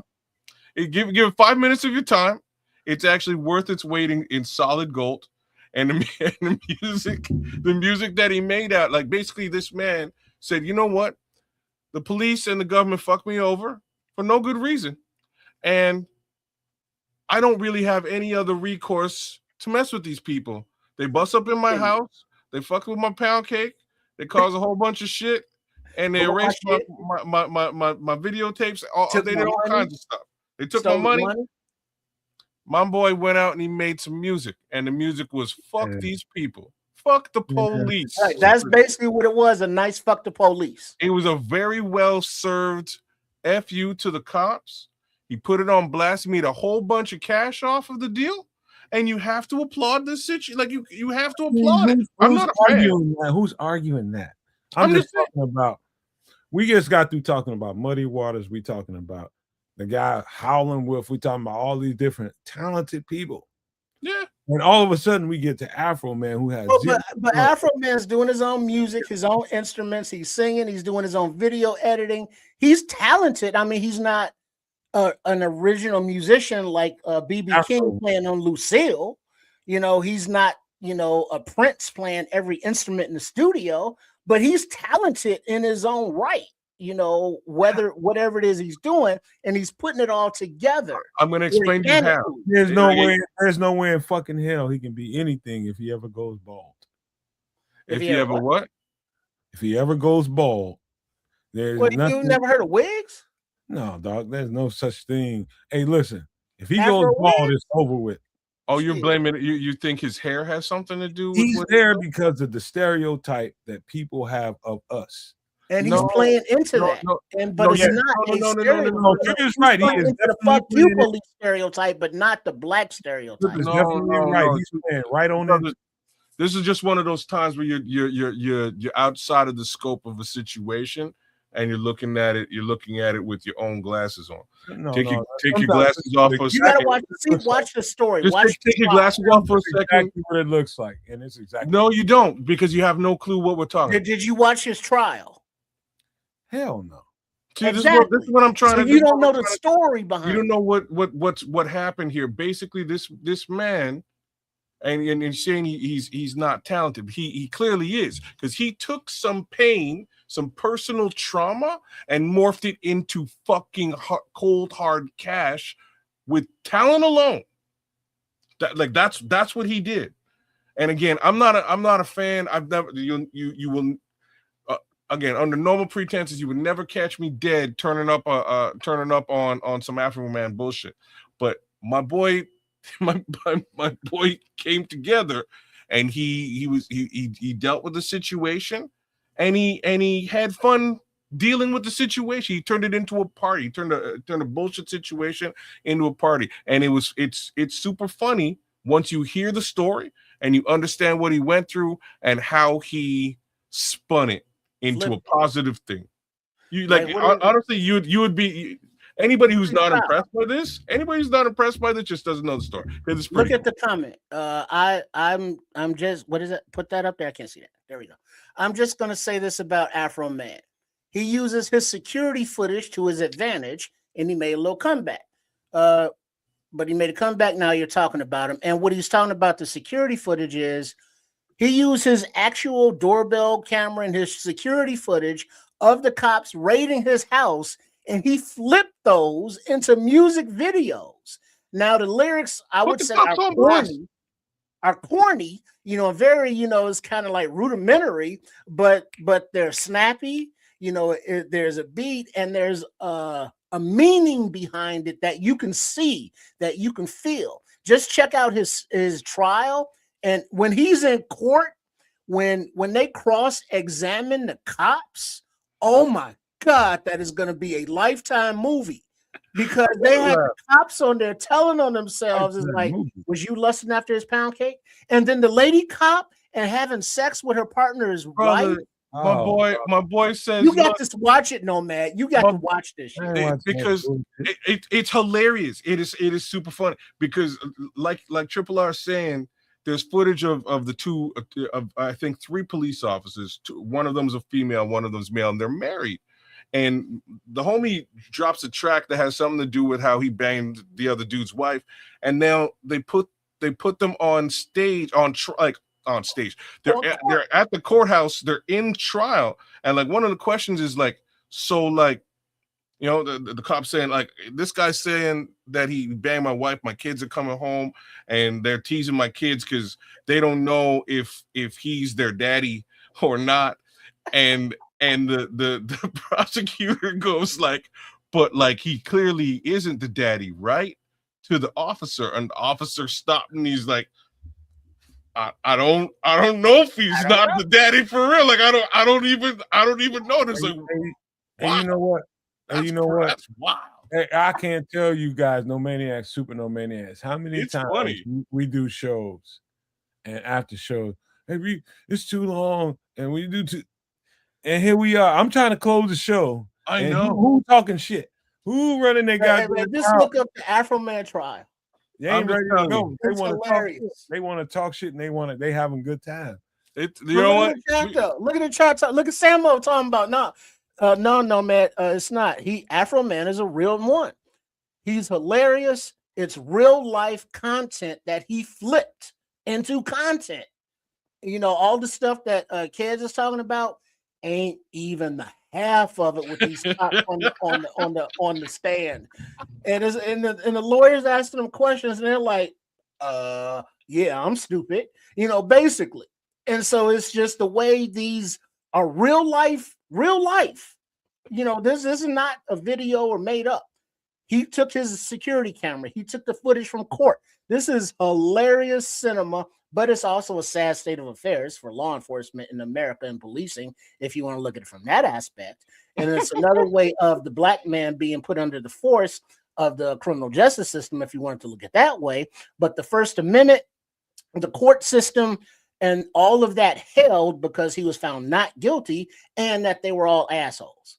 And so he flipped it all on him. It's a beautiful, you know, American story. It is a beautiful American story. It truly is. Take your beautiful American story and shut your ass up, man. It's time to close the show. It's beautiful. And he might be a very talented individual. But the minute I seen the word Afro Man and any one of my algorithms, I heard him I got the fuck to home because the stereotype just bugged me. I ain't gonna lie to you. It bugged me. And like I'm saying, normally, bro, I'd be with you, but I looked at my phone and my phone's blowing up with Afro Man left, right, and center. I'm like, I don't even follow this dude. I don't care. Why do I care? And then I start seeing some of the court footage. I'm like, oh, what's going on? Oh shit. And this story starts to unfold, and the deeper the story gets, the more intriguing it becomes.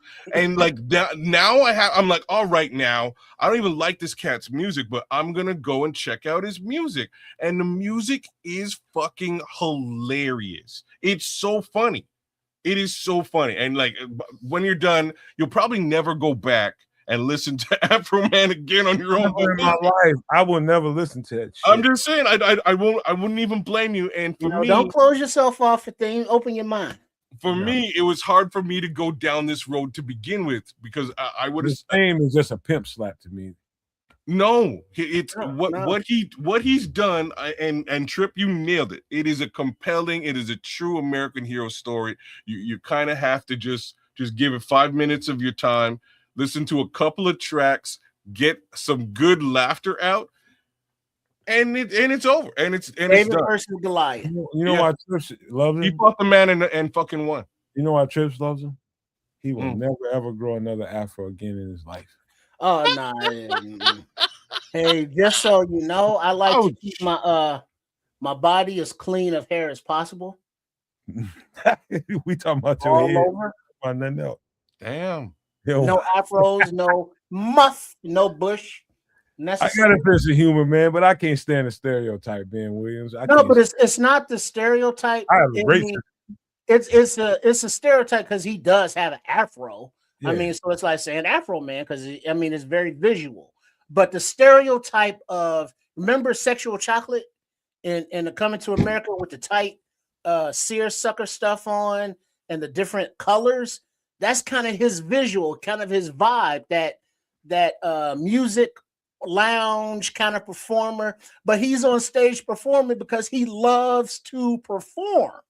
He's performing any place, every place, you know, with his original stuff. And then when the man tried to stick it to him, he was like, nah, I'm gonna flip this shit. And the story of him flipping is the American success story. And so what you're seeing, you're not seeing what the story is. You're just seeing it visually. You're seeing the movie poster with a dude with an afro and an American flag suit on, but you don't understand the struggle that he's fighting against in this court trial. And all of that, it is fucking hilarious. I guess so, man. Hey, in your wet dreams, you can't even imagine no fully grown, fully developed afro, though, can you, Trip? Well, I look at Roma Doomsday, and it's like, look at that. And it's like, that's a lot to be putting under a helmet, but that should keep your head nice and padded. Mm-hmm. Yeah, you never have a concussion or what is it? CTE? So yeah, but then you look at that Austin Booker afro, and you can tell he got that mulatto, more mulatto afro. Oh, so he might get some CTE with that. Hey, settle down. I'm just saying it's a little bit less. You know what I mean? It's less dense. Mm-hmm. Right. All right, man. How about this, man? It's time to get out of here. I want to do some Mr. Rogers kind of, you know, it's time to go kind of thing. But hey, man, we're gonna finish up this thing because we did not do everything that we marketed ourselves to do. We did not cover the entire draft class because I didn't expect everybody to have this much conversation about it. But I'm glad that we did. We broke it down the right way. All the players, we fed in a lot of the comments that were being had as we were breaking down each player, and it was good, man. More can be said about the next show we're going to do on Sunday. We'll finish it with the UDFAs, man. We're going to have a great show. And I just want to say thank you guys for being here. Hit that subscribe button, hit the like button, hit the share button for all three channels, the Nomad Network, Kids of Canuck, and also Sports Chicago Style. Do that for us all, and we'll be greatly appreciated. And if you can kick in a few dollars for whatever you can do, man, that's always helpful because we struggle to maintain. And that's just the truth about this life we do as podcasters. That's the way it is. And so I just want to say thank you, especially to Dante Purify, who gave us that great super chat on the other day when we was finishing up the draft. Thank you so much. But I want to leave you guys with all this love in the world in these famous words. Love, peace, and hair grease, y'all. Randy Walters is